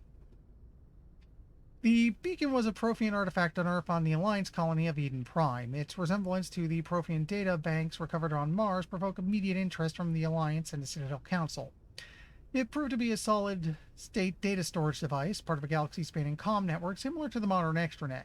Prothean paleo technology is rare. The beacon promised another quantum leap in technology akin to the discovery of the Mass Effect drive and relays. Unfortunately, the beacon also drew the attention of the rogue Spectre Serena Arturus and his synthetic allies, the Geth. A dawn raid by his flagship Sovereign resulted in hundreds of civilian casualties. The beacon was badly damaged. The modes behind the attack are still being investigated. Yeah, okay, they're in two. During the recovery operation, the beacon fired a pulse of energy at the executive officer of the Alliance frigate Normandy. Lieutenant Commander Shepard survived and appears to have suffered no ill effects. Afterwards, the beacon fell inert. The mechanism appears to be dead.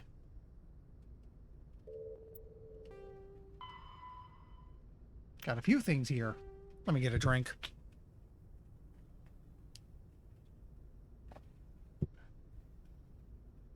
The migrant fleet has little economic base operating in a state of perpetual hand-to-mouth. While Quarian ships include light manufacturing and assembly plants, they lack heavy industries such as refining and shipbuilding. The fleet has tankers for water purification and oxygen cracking, but the space-intensive nature of agriculture limits food production. A single disaster could destroy the fragile balance. Quarians earn income in creative ways. Because the government is obliged to provide food, water, air, and medical support for every individual, the Conclave strategically determines the course of the fleet to bring in resources and income. Species who suspects the migrant fleet is heading towards their space often offers a gift of surplus starships, fuel, and resources to convince the Conclave to alter course. That's kind of screwy. They know they're unwelcome, so they happen across those places so people will pay them to go away. That is rather screwed up. As the fleet passes through a system, swarms of mining vessels work over asteroids for metals and siliceous materials and cometary bodies of water, ice, and organics. Quarian miners are adept at locating and strip mining spaceborne resources. This sparks conflict with corporations already working the system. Large mining concerns spend millions on lobbyists and public relations, portraying the Quarians as locusts, devouring the resources of a system before moving on.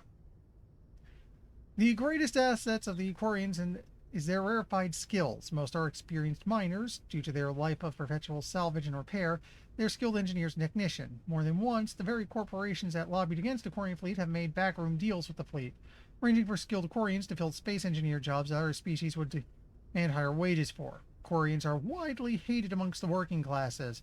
Quarians are coming to take our jobs is a common response to the fleet's approach. Yeah, it just... If there's one thing this game is establishing, it kind of sucks to be a Quarian. Due to the Quarians' precarious existence and the need to enforce strict rationing, government is somewhat autocratic.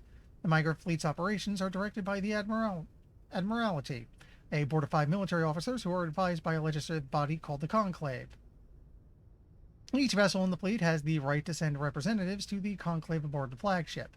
The number of representatives is based on crew size. Larger clans with bigger ships and more votes form the cores of political blocks. Opposition comes from the Outriders Coalition, with delegates from thousands of smaller ships. The Admiralty defers to the Conclave's decisions in most circumstances. However, if all 5 members agree that the Conclave's decision jeopardizes the survival of the fleet and cannot get the Conclave to address their concerns, they have the right to summarily overturn the legislative decision. After the Admiralty uses this extraordinary power, they must resign. If the Admiralty does not step down after using their veto, the rest of the military is obliged to arrest them. So basically, you get one shot to turn a thing down, and if it goes through, that's it. So make it count. Each ship captain has authority over his vessels, but is advised by an elected civilian council, just as the Admiralty is advised by the Conclave. This relationship may range from cooperative to polite tolerance to outright hostility, but any captain who overrules his council without good reason is relieved of command by the Admiralty. Many Quarian ships are owned by clans who pool their resources to purchase used vessels from private sellers. Large ships are prestigious for big, rich clans, but a small ship means status for a small clan with enough personal wealth to afford a private vessel. Clan vessel captains are not subject to dismissal by the Admiralty. Abusive captains are a family problem if they do not disrupt the operations of the fleet. The migrant fleet is the largest concentration of starfaring vessels in the galaxy. Sprawling across millions of kilometers, it can take days for the entire fleet to pass through a mass relay. Jeez. When the Quarians fled their homeworld, the fleet was a motley aggregation of freighters, shuttles, industrial vessels, and the odd warship. After 3 centuries, all have been modified to support larger crews and as comfortably as possible. As the Quarians achieved stability, they began weeding out the ships less suitable for long-term habitation, selling them and pooling the money to buy larger and more space-worthy hulls. This process is ongoing as vessels wear out and break down. While some ships enjoy dedicated cabins with full privacy and sanitary facilities, many more are former freighters whose cargo bays and containers are pressurized and divided into family spaces using simple metal cubicle bulkheads. Quarians live these austere spaces with colorful quilts and tapestries, which also help muffle sound. The day-to-day operations of the fleet, traffic control, station keeping, supply distribution, and so on, are under military jurisdiction, though ship captains have the authority to deviate from their assigned positions and may leave the fleet at any time. They are assumed to do so at their own risk. As the migrant fleet moves around the galaxy, many ships split off to pursue individual goals, returning days or years later. So there's not just a migrant fleet, there's lots of little mini fleets out there doing stuff. But there's still more codex.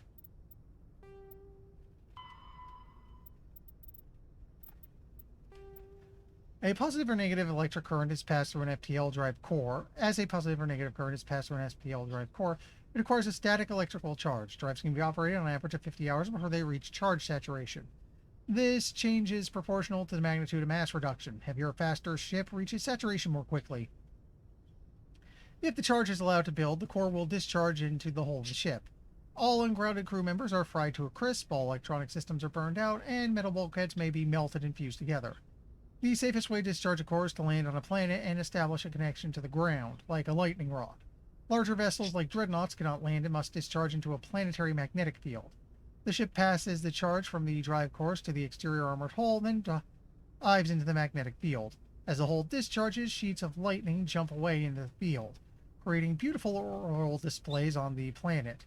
Ship must retract its sensors and weapons while dumping charges to prevent damage, leaving it blind and helpless. Discharging at a moon with a weak magnetic field can take days. Discharging into the powerful field of a gas giant may require less than an hour. Deep space facilities such as the Citadel often have special discharge facilities for visiting ships. Again, it's interesting that they really thought out a lot of the logistics of this stuff. There's still more. What am I missing? Something in primary? Primary. The Normandy is... The Mako infantry fighting vehicle was designed for the System Alliance's frigates. Though the interior is cramped, an M35 is small enough to be carried in the cargo bay and easily deployed on virtually any world. With its turreted 155mm mass accelerator and coaxially mounted machine gun, the Mako can provide a fire team with weapon support as well as mobility. Since Alliance Marines may be required to fight on any world, the Mako is environmentally sealed and equipped with microthrusters for use on low-gravity planetoids.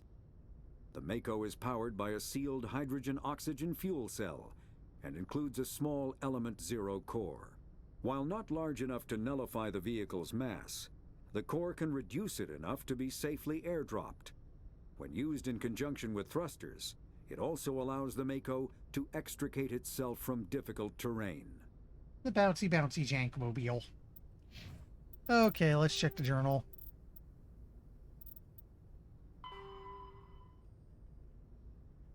I'll have to go to Citadel a little later.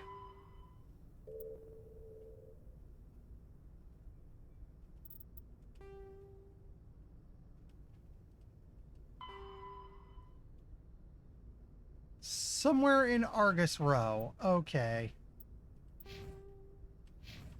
So let's go check that.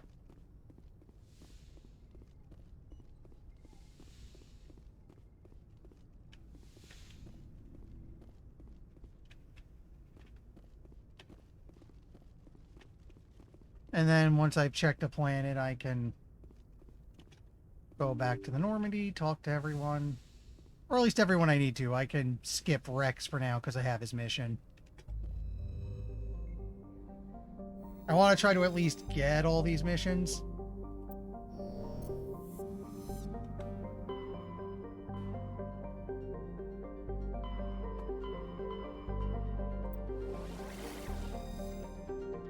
Looks like the only place to go is Hydra.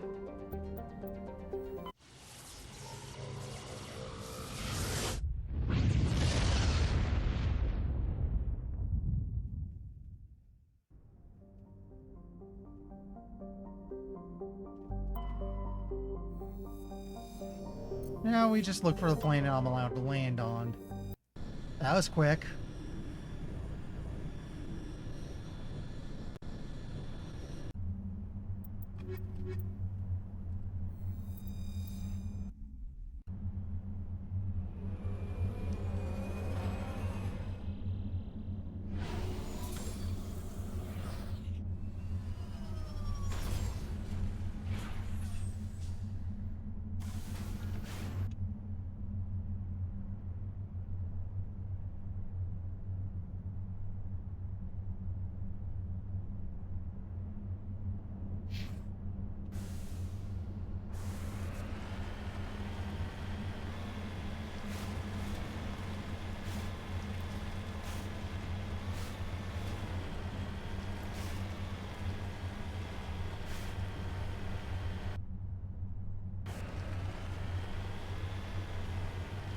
Oh, good. Looks like it's just down here, maybe.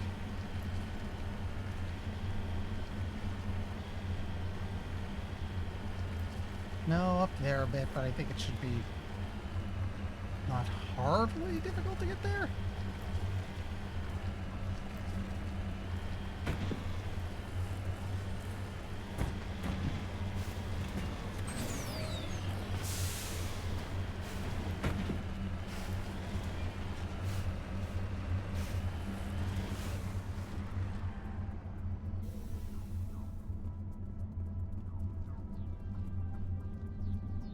No, we saw this already.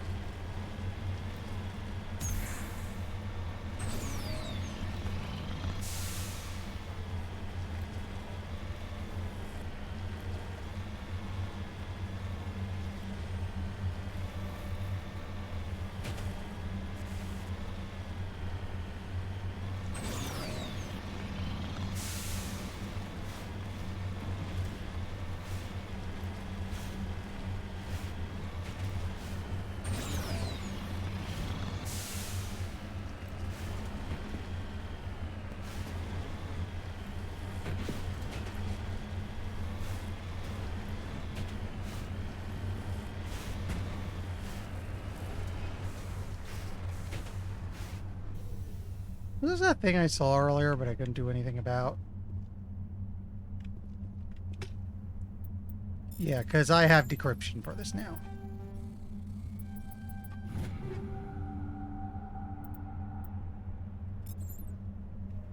Not bad.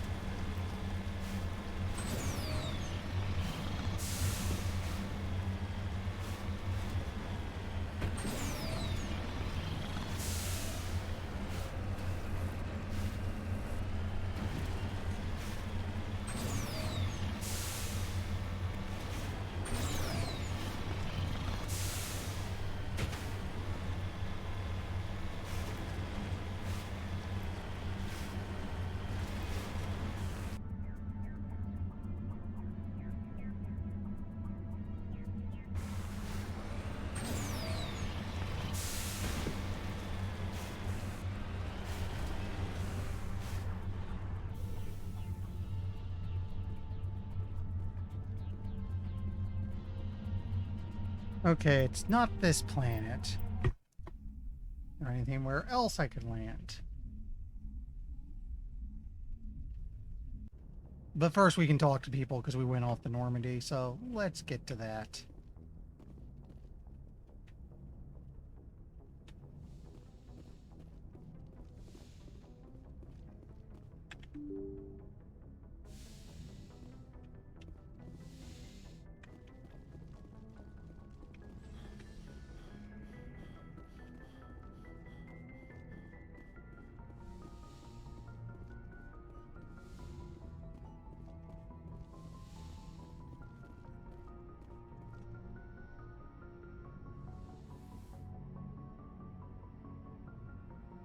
I get the feeling you want to ask me something, Commander.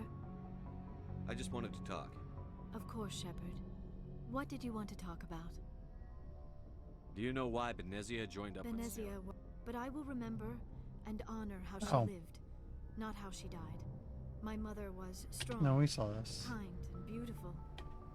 You are kind to ask, Shepard. I do miss her. I think there's nothing new. My people, although we seek to understand other species... Like what? We still require a partner to reproduce. This second parent, however, may be of... I don't understand. We then pass these traits onto our... I should go. Goodbye. There's nothing here.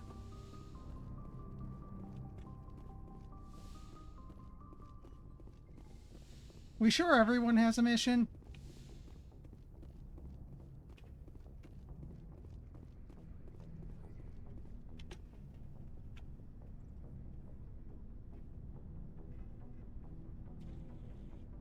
Anything you need, Commander?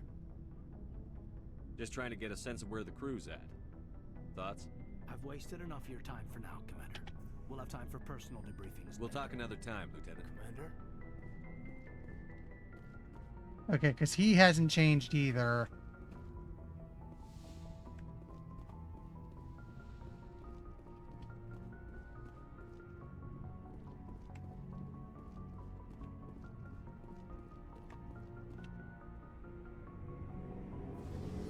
I'm not super worried about it. I think by this point we got all the... I mean, the real important stuff's probably going to be the main missions, and outside of that, I think we got the stuff we...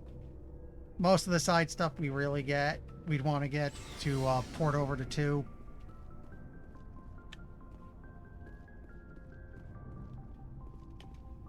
Commander? What's your opinion on the last mission? Not sure I buy Dr. Tassoni's story about her and her... I think she's being... Hey, want me to ask her about her sex life? Might be illuminating. I don't think she's used to teasing. Good-natured or otherwise. No fun, Commander. Too bad those ruins got destroyed. I mean, they lasted thousands of years. That's impressive.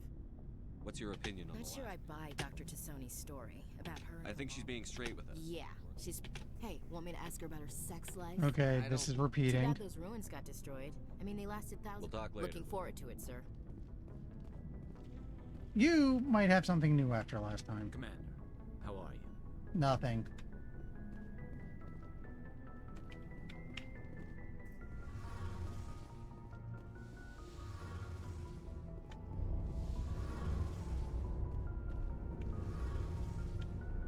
Hey, Shepard. Do you need something? I want to know I more. doubt I can tell you anything you don't already know. It's been almost 3 centuries since they drove my people into exile. All I know is the story of their origins. What they were when we Interesting. Over time, we made small modifications to their... How come? Okay, this But is... one thing we underestimated was the power... So- Many of the Geth's logic... So there's some. But when they're in close proximity, That doesn't. as you can imagine, this caused a near panic among my people. A general order went out across all... You can't. We They feared really... would There we pursue go. us, There's but my they chance to never caved exit. on them. I should go. See you later. Looks like nothing's changed, really.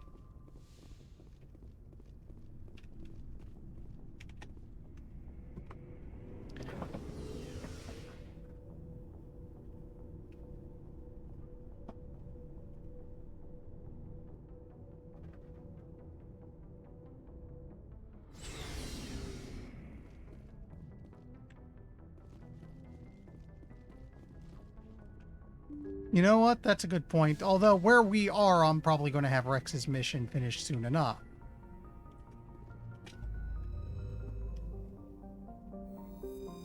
Okay, it's not on Metgos. Gotta find somewhere else to land. Didn't I check that already?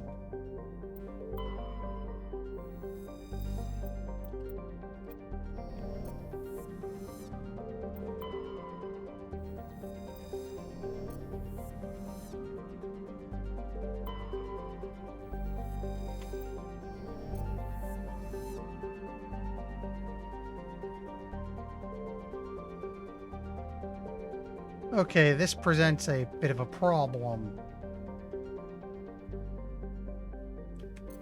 You know what? Because the only place to go here is Hydra. Wait! I saw that. Practically blending in with the background. So, wherever I land here should be the ticket.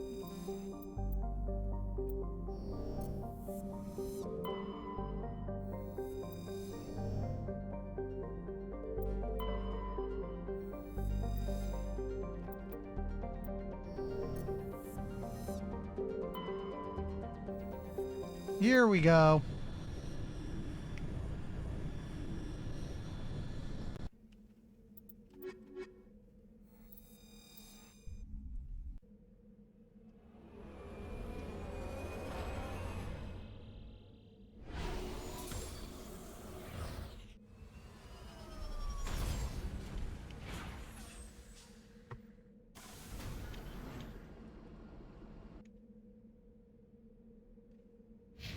Hidden structure. This looks promising.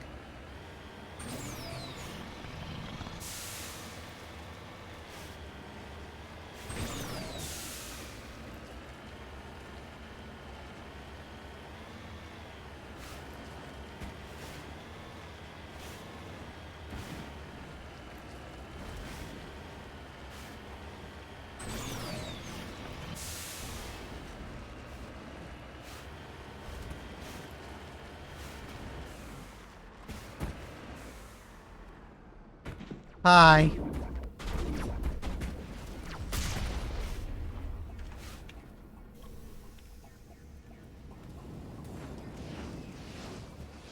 Please tell me I did not block the... Oh, thank God. For a moment, I was worried I managed to knock the debris in such a perfect way that I can't get inside. This is the place. My armor's here somewhere.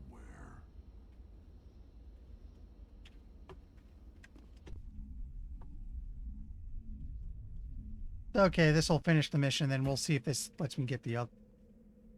I got turned around.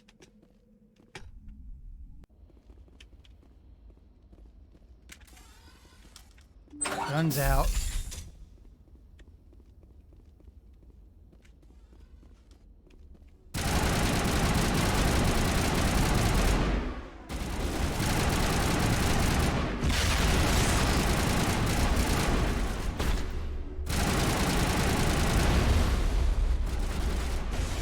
These guys are surprisingly tough.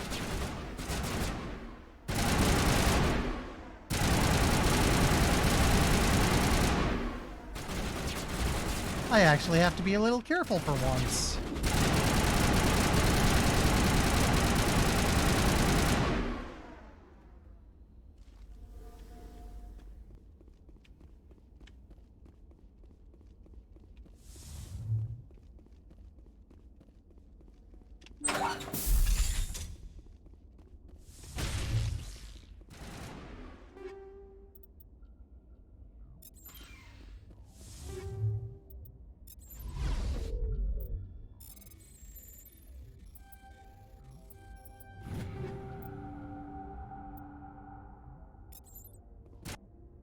You know what? Let's take a moment to check equipment.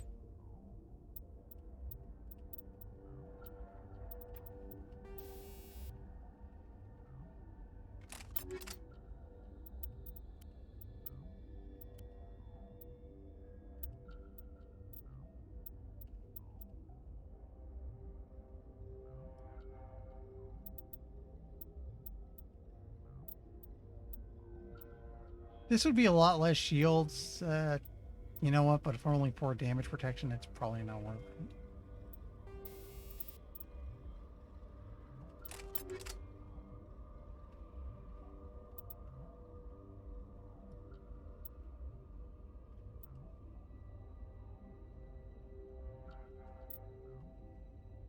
On the other hand, it does give me 2 mod slots.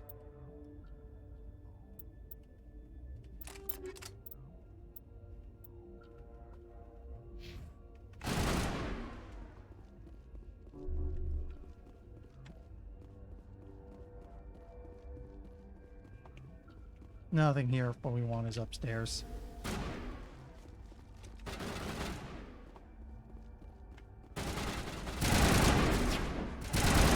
Oh, it's the guy. Hi, buddy.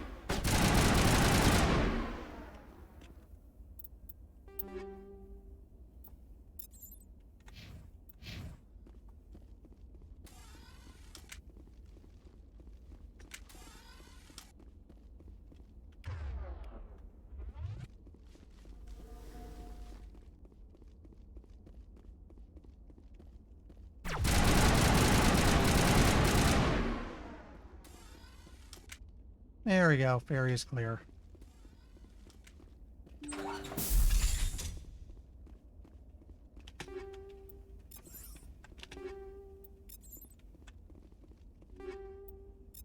Man, there's a lot of stuff.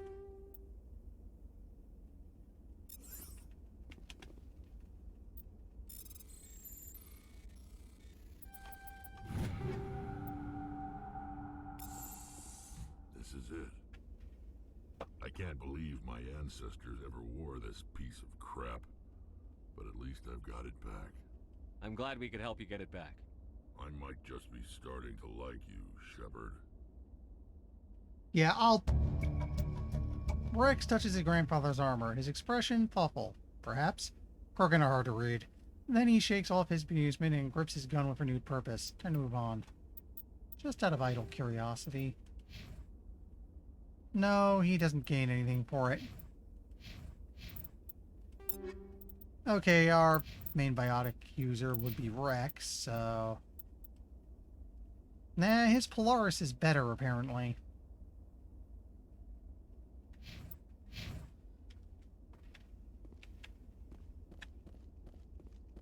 Okay, now let's go back to the ship and see if everyone else is feeling a little more chatty.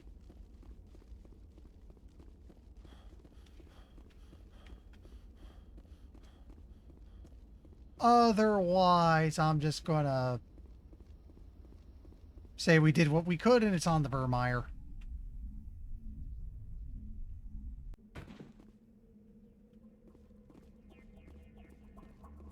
Oh wait, I don't even need to get back in, just from Normandy.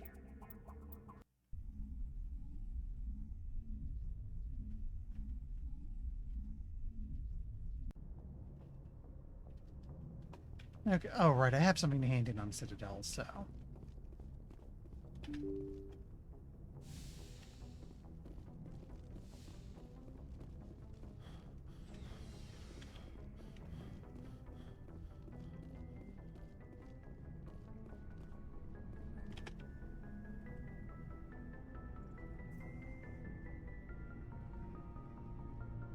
Anything you need, Commander? Just trying to get a sense I've of wasted enough of your time for now, Commander. Nothing We'll have time new. for personal debriefings later. What's your opinion on the last? Doc, I mean, if you like the bookish sort. Commander?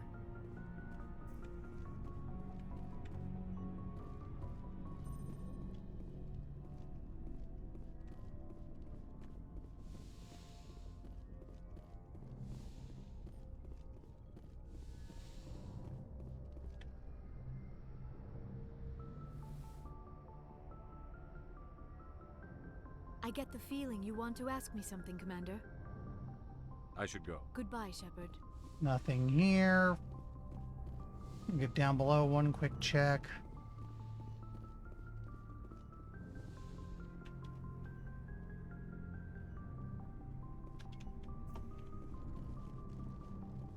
And then I guess we can stop at Citadel. I'll give one more check when I come back, but it looks like we've done what we could.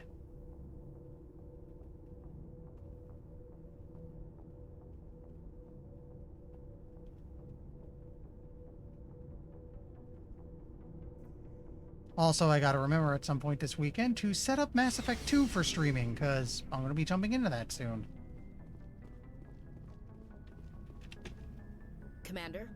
What's your opinion on the last Not mission? sure I buy Dr. Tassoni's story about her and her mom. I think she's been... Hey, want me to ask her about her sex? I don't... Too bad those ruins got destroyed. I mean, they We'll left. talk later. Looking forward to it, sir. No good. Shepard? Well, we might as well give Rex a quick hello while we're down here. Maybe it's that. Shepard, You must have family other than No. your father. now that I have my family's armor again, there's nothing left for me. So long, Rex. Shepard, And now because we can again, Shepard, Rex? we can meme.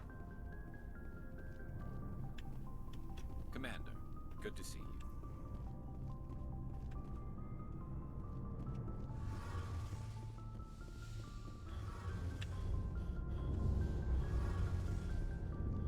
Hey, Shepard. You need something? I should go. See you later.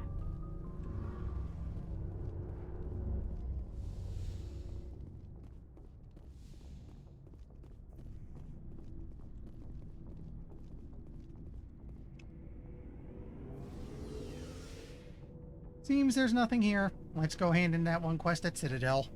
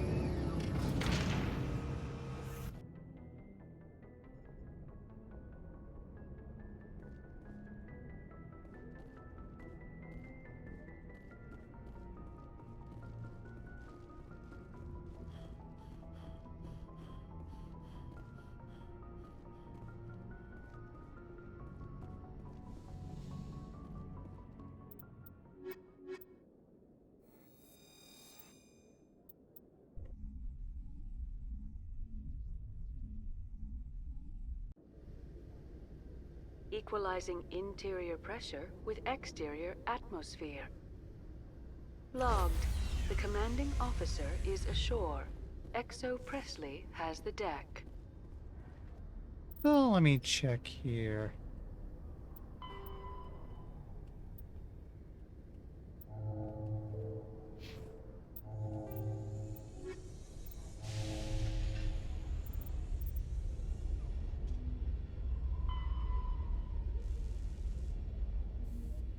Okay, in the tower, which is pretty much where we are already.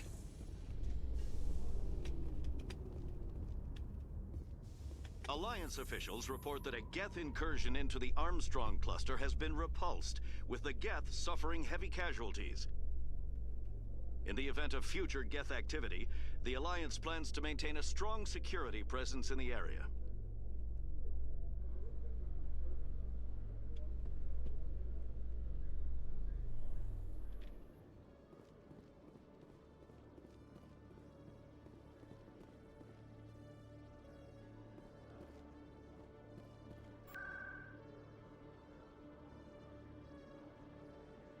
Obsidium, we want to go to Citadel Tower.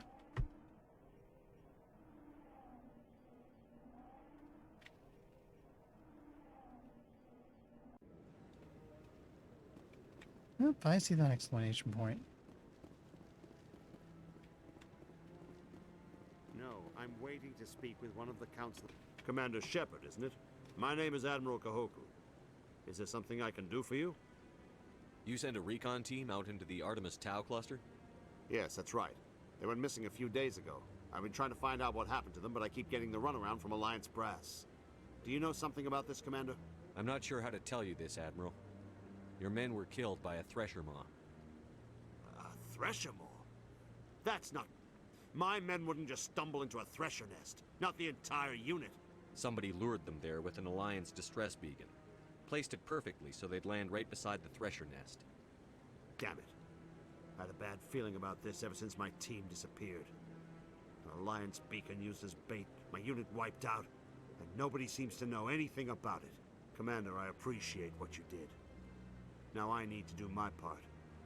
The families of those Marines deserve to know why they died. Anything you need from me? Not right now, Shepard, but I'll let you know as soon as I find something out. We'll see if anything comes of that, although it's maybe a bit too late in the game at this point.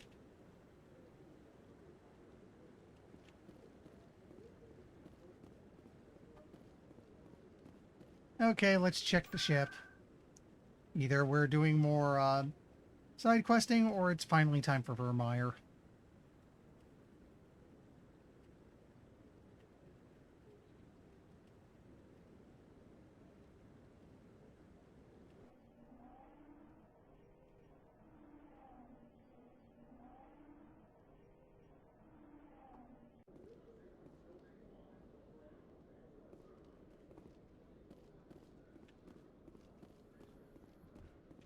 I've been raised to see Krogan as bloodthirsty thugs, but you've surprised me, Rex.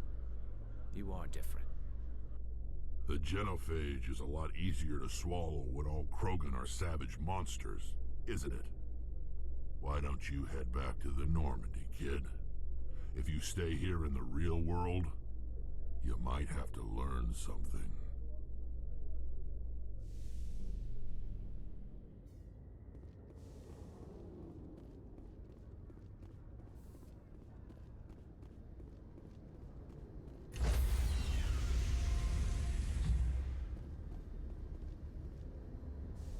Stand by, shore party. Decontamination in progress.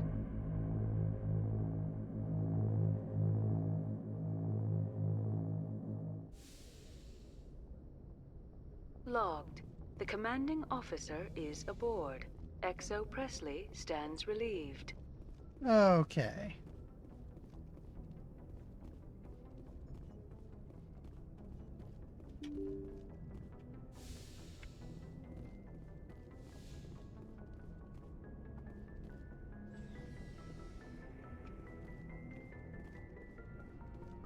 Let's start checking people.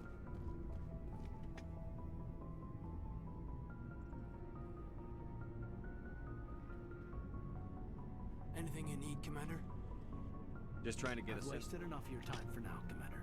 We'll have time for personal. We'll talk another time. Okay, I'm not going to check all of them. I'm just going to check one more. I'm going to check Garrus because I've already talked to him a few times, meaning if there were more missions, he'd have to have it by now, right?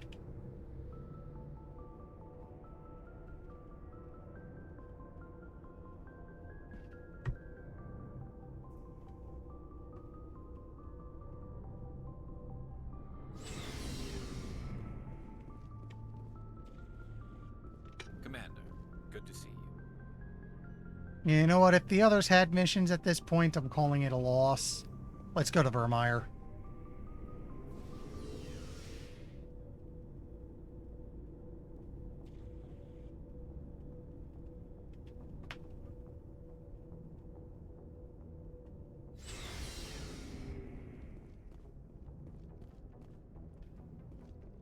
The other reason I want to get a move on is if we get started on this tonight, I can probably make... I have a little under an hour left. I could probably make some decent progress on Virmire. And if we're lucky, I could have the game beaten Tuesday in 2 weeks and be ready to start 2. Which I'm betting is what a lot of people are looking forward to here.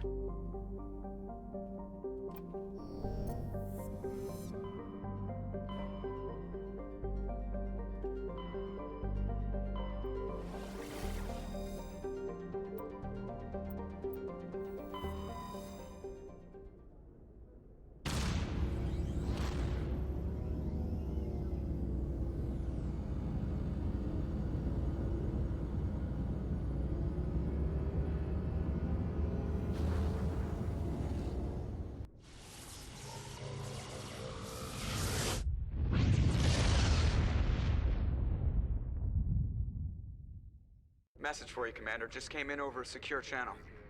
Shepard, this is Admiral Kahoku. I found out who set that trap for my men. The ones killed by the Thresher War. Damn, I hope you get this message. It was a group called Cerberus. An Alliance Black Ops organization. Top secret, highest level security clearance. They vanished a few months ago. Dropped right off the grid. Nobody knew where they went or what they were up to. They've gone completely rogue, Shepard. They're conducting illegal genetic experiments, trying to create some kind of super soldier. I don't have any proof, but I found the coordinates for one of their research worlds. I'm uploading them with this message. They're completely out of control. Somebody needs to stop them. I've done my part. Now it's up to you. Okay, slight change of plans. This is probably the last you'll hear from me. Cerberus is after me now. I need to disappear before they find me. Okay, I'm for doing this first.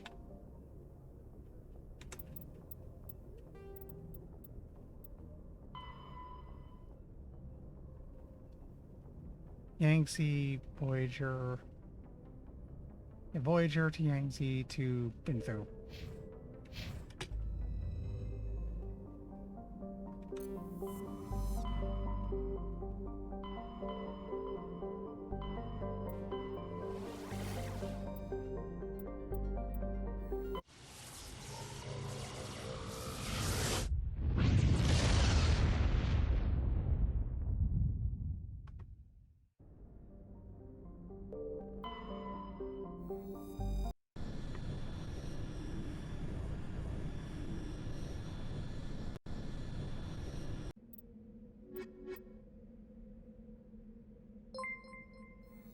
Hello?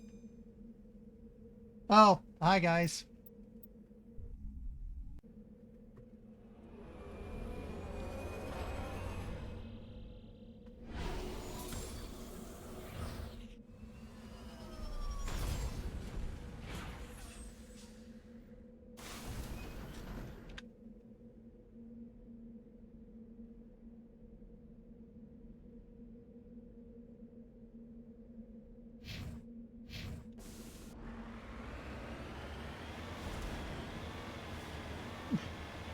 Hi, Evie. Thanks for the raid. In fact, wait. Let me do this properly for once.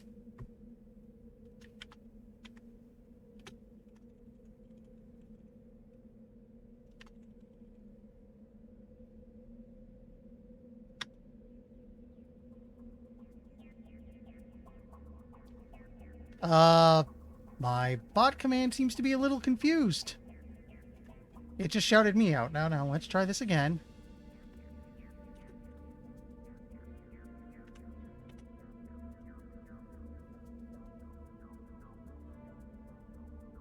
Okay.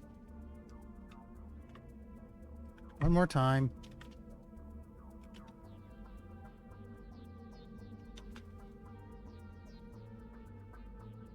I'm gonna have to go smack Stream Elements at some point. Sorry about that.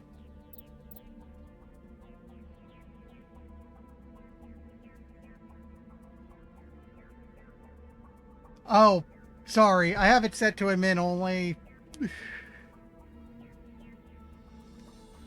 Yeah, something's gone weird. It should not be... You know what? Let me do one other thing just to be super sure about it.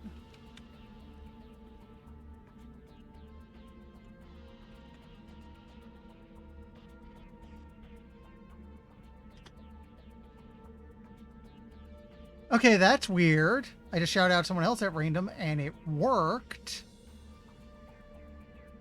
I don't know why I can't get Nostalgic Nights. But anyway, how was Dragon Quest II?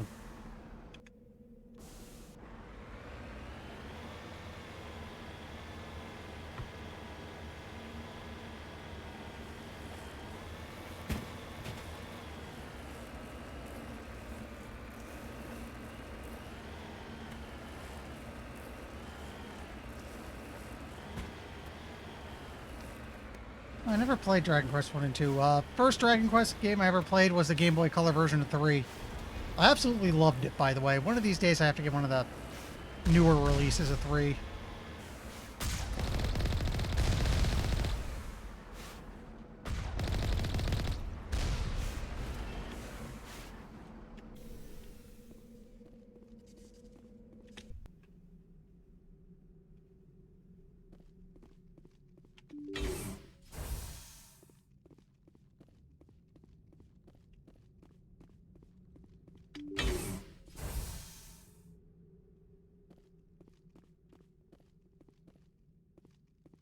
Ooh, they're doing a remake of 3? I could get behind that.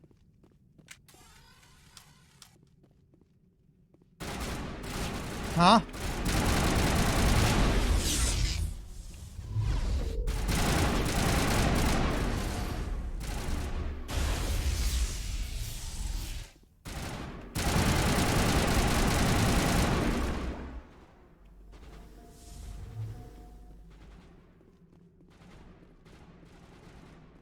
Looks like Cerberus has other bases on this world, Shepard.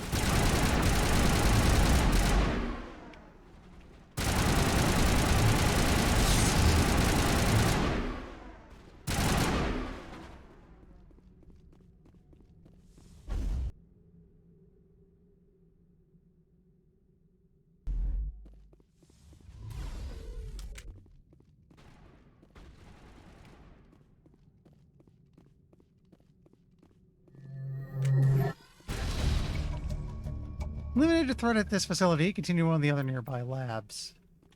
Oh, okay. I have to hit all 3 and do a thing at each. No problem.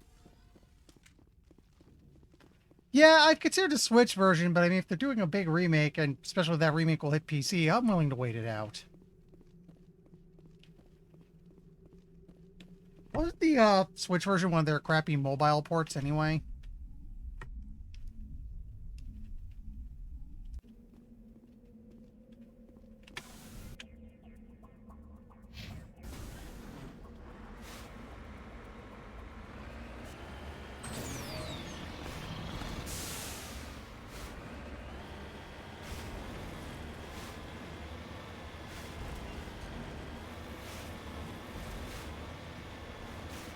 Also, I guess the other problem is because it's Square Enix, there's the risk of it being full of NFTs and crypto crap because they're recently going into that. Like, super hard, despite how terrible an idea that is.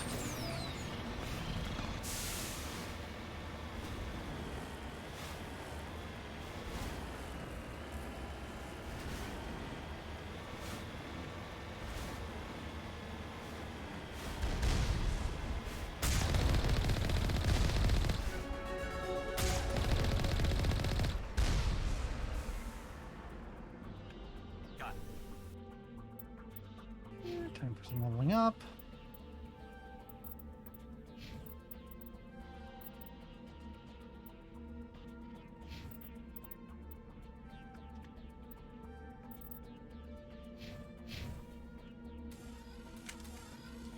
Not what I meant to push. No, I mean the new remake has a risk of that. I mean, this is the company that recently sold off Deus Ex and Tomb Raider so that they can put more money in the casino.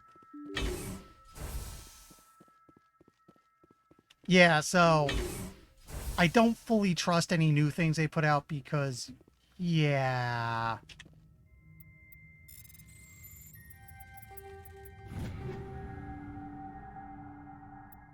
Mark 9 Bionic Amp and some armor. I'll check those in a bit.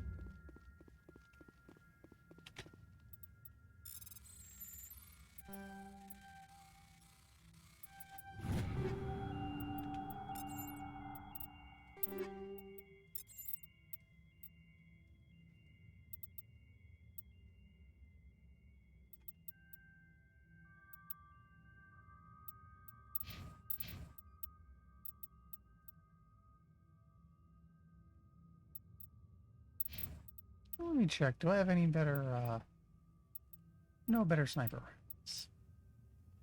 Oh, we finally got him some somewhat better armor.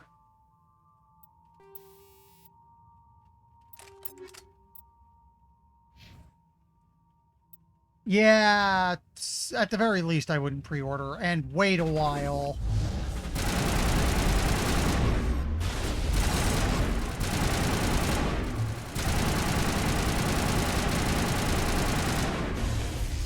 Where was I? Anyway, the thing I was going to say is you'll also want to wait a while because the other thing big companies like to do now is they wait until a little after launch to drop the nasty on ya.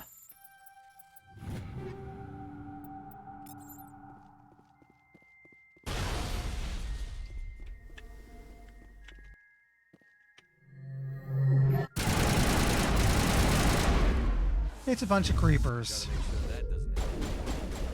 And a technician.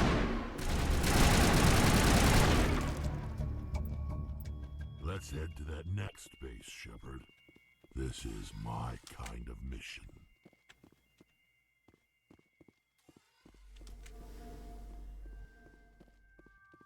Yeah. The thing that really sucks about this, though, is we don't have the entire trilogy for Final Fantasy VII Remake out yet, meaning it could go to hell with the second or third game. Hell, if chasing the NFT unicorn utterly destroys him, we might not get a 3. So that kind of sucks. Wait, no, we don't want to leave the plant, we want to go here.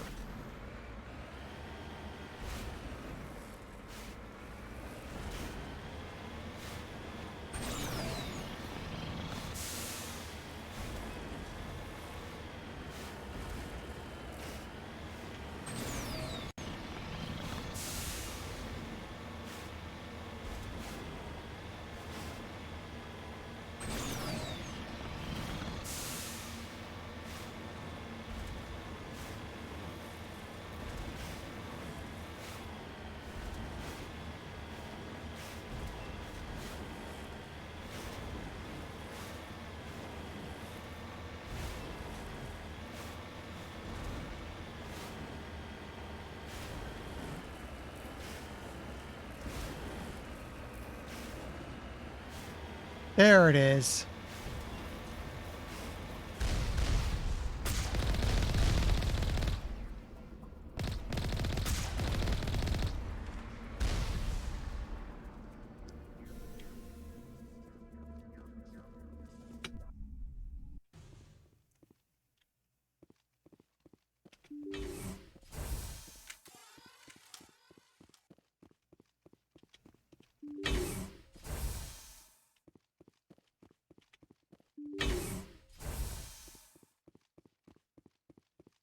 Oh, Arachnite.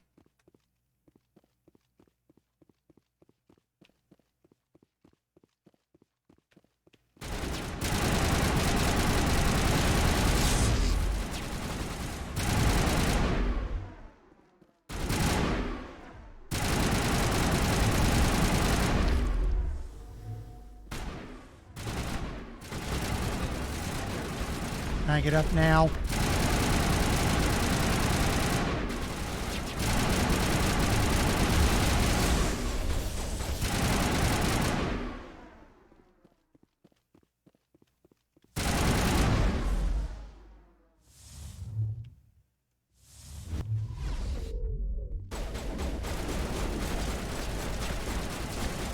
If I could get up now, be a treat. Thank you.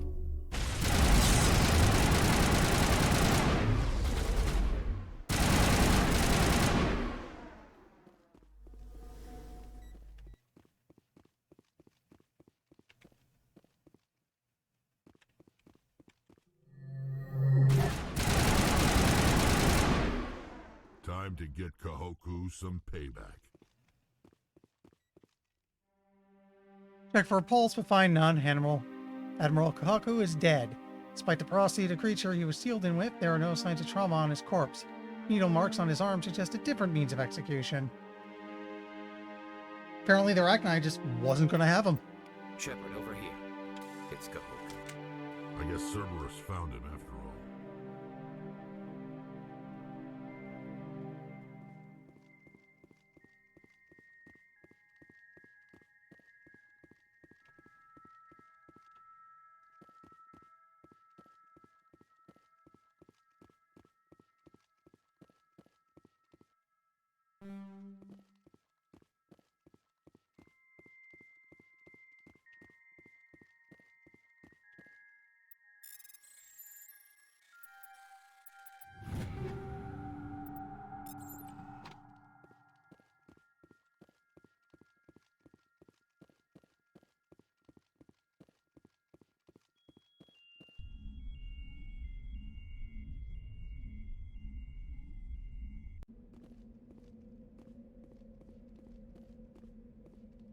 Okay, we're done.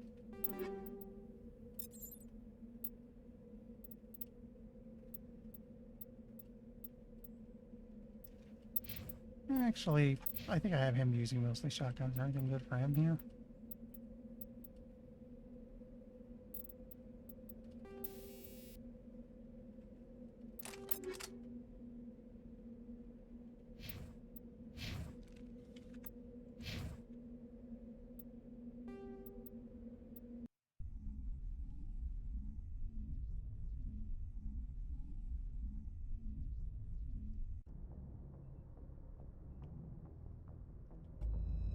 All right, on to Vermeer.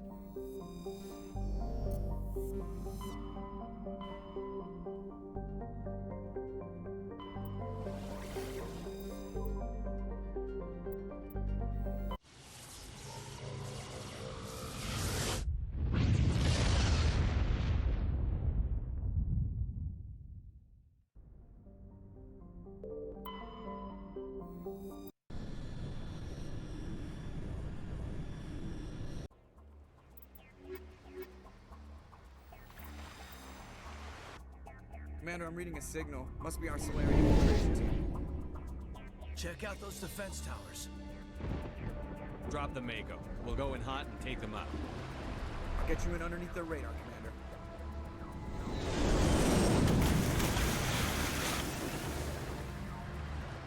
You've got a clean drop, Commander. Stay out of range and continue evasive maneuvers until I bring those AA towers down.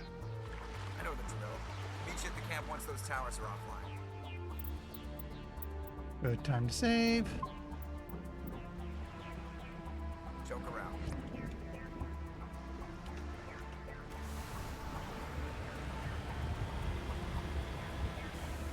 So the nice thing here is the world's certainly a lot more interesting looking than what we usually get.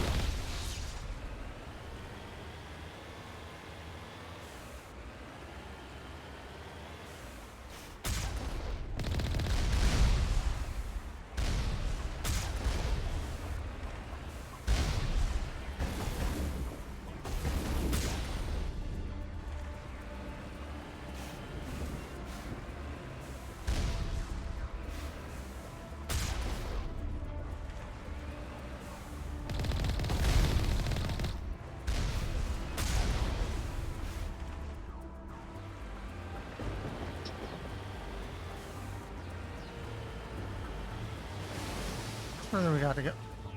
It's gonna be a trip. Okay.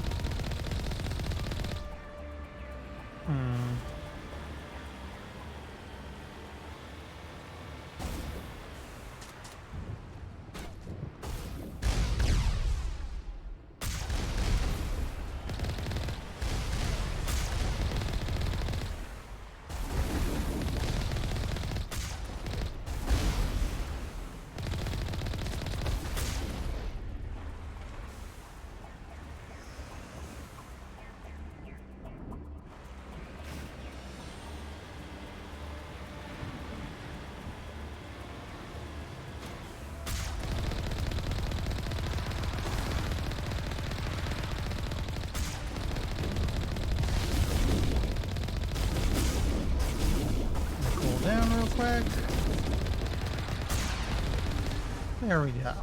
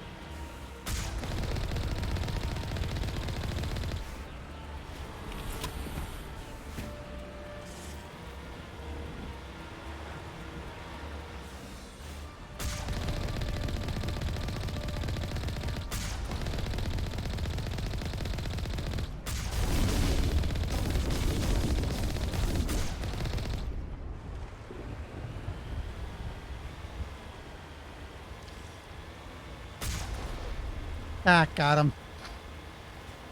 There's our target.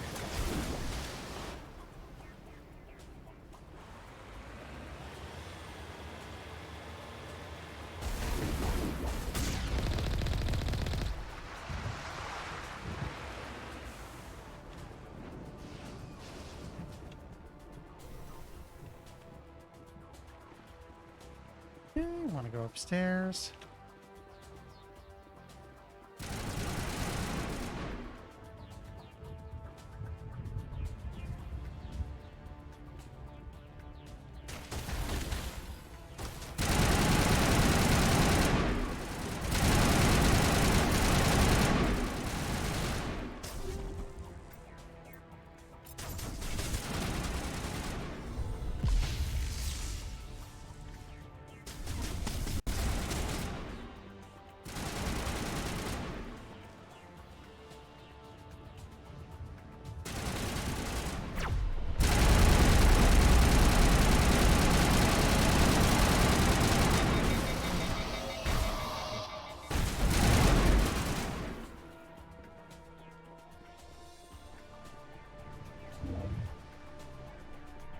I'm reading that the grid is down, Commander. On approach to the Solarian base now. Out. Ready to continue. On your mark, Commander Shepard. Get more stuff.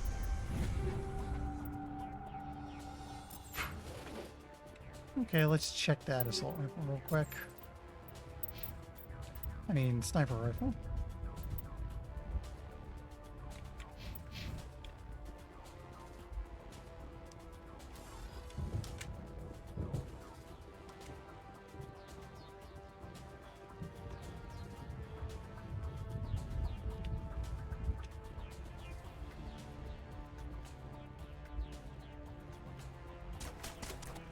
Hello?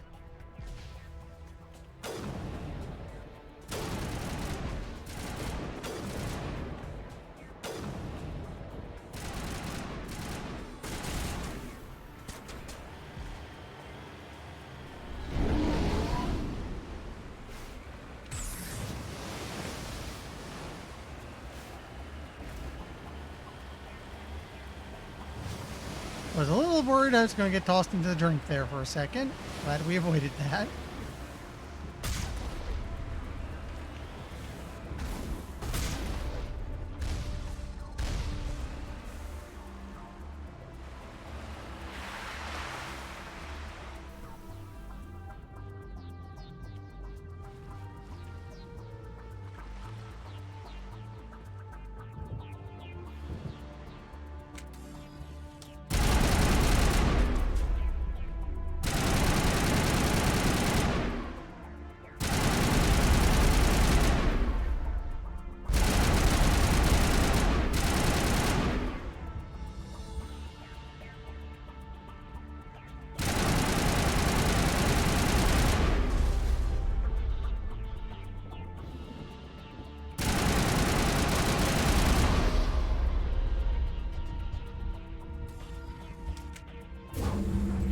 That's it.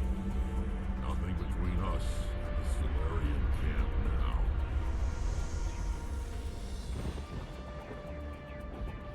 Can I? No.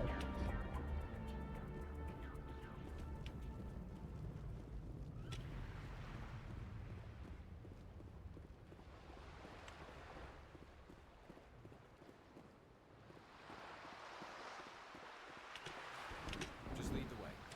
I'm here if you need me.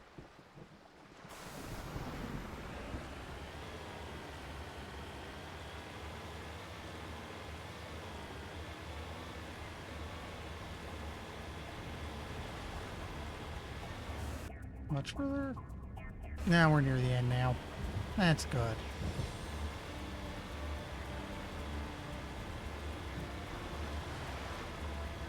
Commander, Normandy's touched down at the base, but it looks like we're grounded. The Solarian captain can explain when you get here.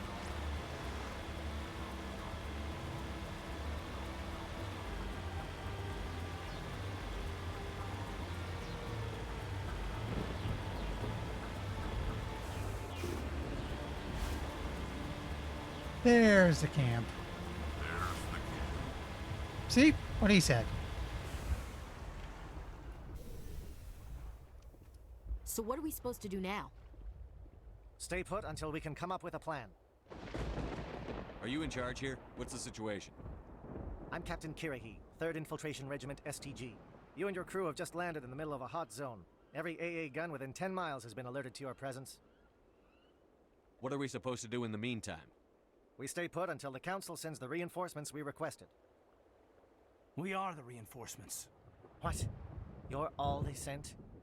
I told the Council to send a fleet. We couldn't understand your transmission. They sent me to investigate. That is a repetition of our task. I lost half my men investigating this place. So what have you found?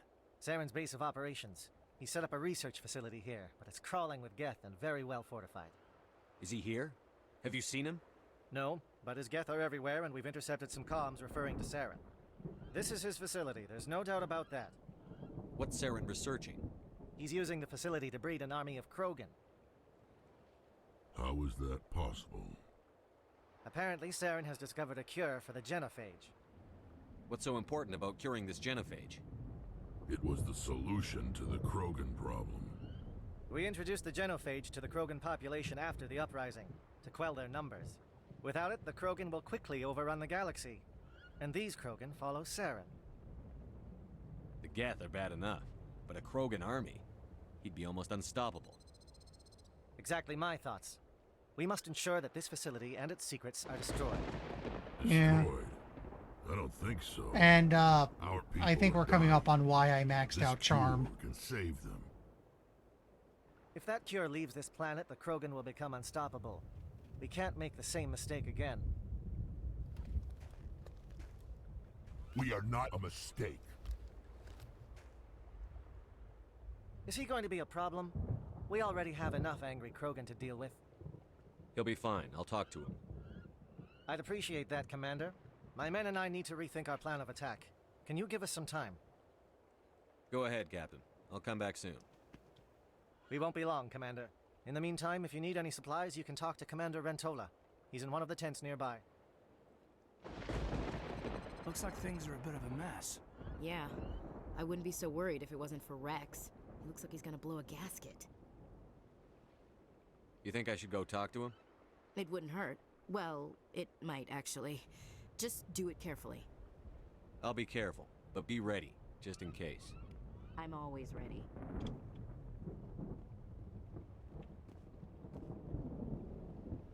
Speak to the Krogan. Settle him down. I don't want any loose cannons on this mission. He's firing into the water. This isn't right, Shepard. If there's a cure for the genophage, we can't destroy it. Calm down, Rex. I'm not the enemy here. Saren's the one you should be mad at. Really? Saren created a cure for my people. You want to destroy it. Help me out here, Shepard. The lines between friend and foe are getting a little blurry from where I stand. This isn't a cure, it's a weapon! And if Saren is allowed to use it, you won't be around to reap the benefits. None of us will. That's a chance we should be willing to take. This is the fate of my entire people we're talking about. I've been loyal to you so far. Hell, you did more for me than my family ever did. But if I'm going to keep following you, I need to know we're doing it for the right reasons. Rex, these Krogan are not your people. They're slaves of Saren. Tools. Is that what you want for them? Game? We were tools for the Council once. To thank us for wiping out the Rachni, they neutered us all. I doubt Saren will be as generous. All right, Shepard. You've made your point. I don't like this, but I trust you enough to follow your lead. Just one thing. When we find Saren, I want his head. There we go. One of the biggest events in the entire game. It is possible to get him killed permanently here. He would not be around for the rest of the trilogy. Coincidentally, this is a good stopping point. It's a bit past 10:50. There's probably not a hideous amount left of Ermire. So I could probably finish the game in one stream when we get back to it in 2 weeks and be all set to do Mass Effect 2. So, yeah, I got an achievement basically for doing it. I think it was called Charismatic. And, wait, let me get this out of the way. Hang on our save just to be safe. And, yeah, it caused the game to tab out for a split second. I don't know why. But, yeah, we're very close to the end. I am thinking I'll be getting back to... Next week, I'll be starting a new game. In fact, let's take a quick look at that before I move on.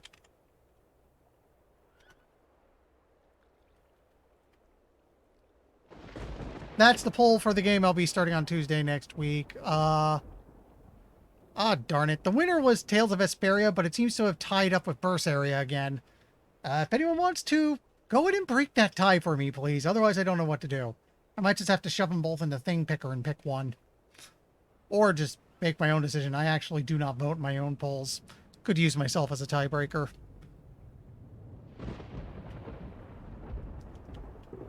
Anyway, let me go see who's doing something interesting right now. I think, if I'm not mistaken,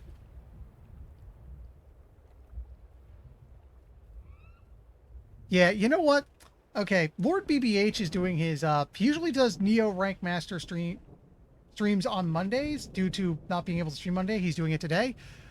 Fun fact, Lord BBH's Monday streams are the whole reason I do not stream on Mondays. It's because I want to watch those instead. So, let's take this rare chance. Let's go raid him.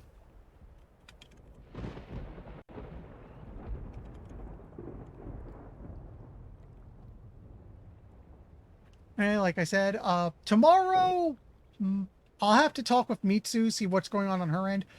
We might be getting back into MechWarrior 5, which is almost done. Sunday should be the Borderlands 3 collab, and then, yeah, Tuesday we'll see how the voting plays out. Anyway, thanks to everyone for stopping by. I'll see you later.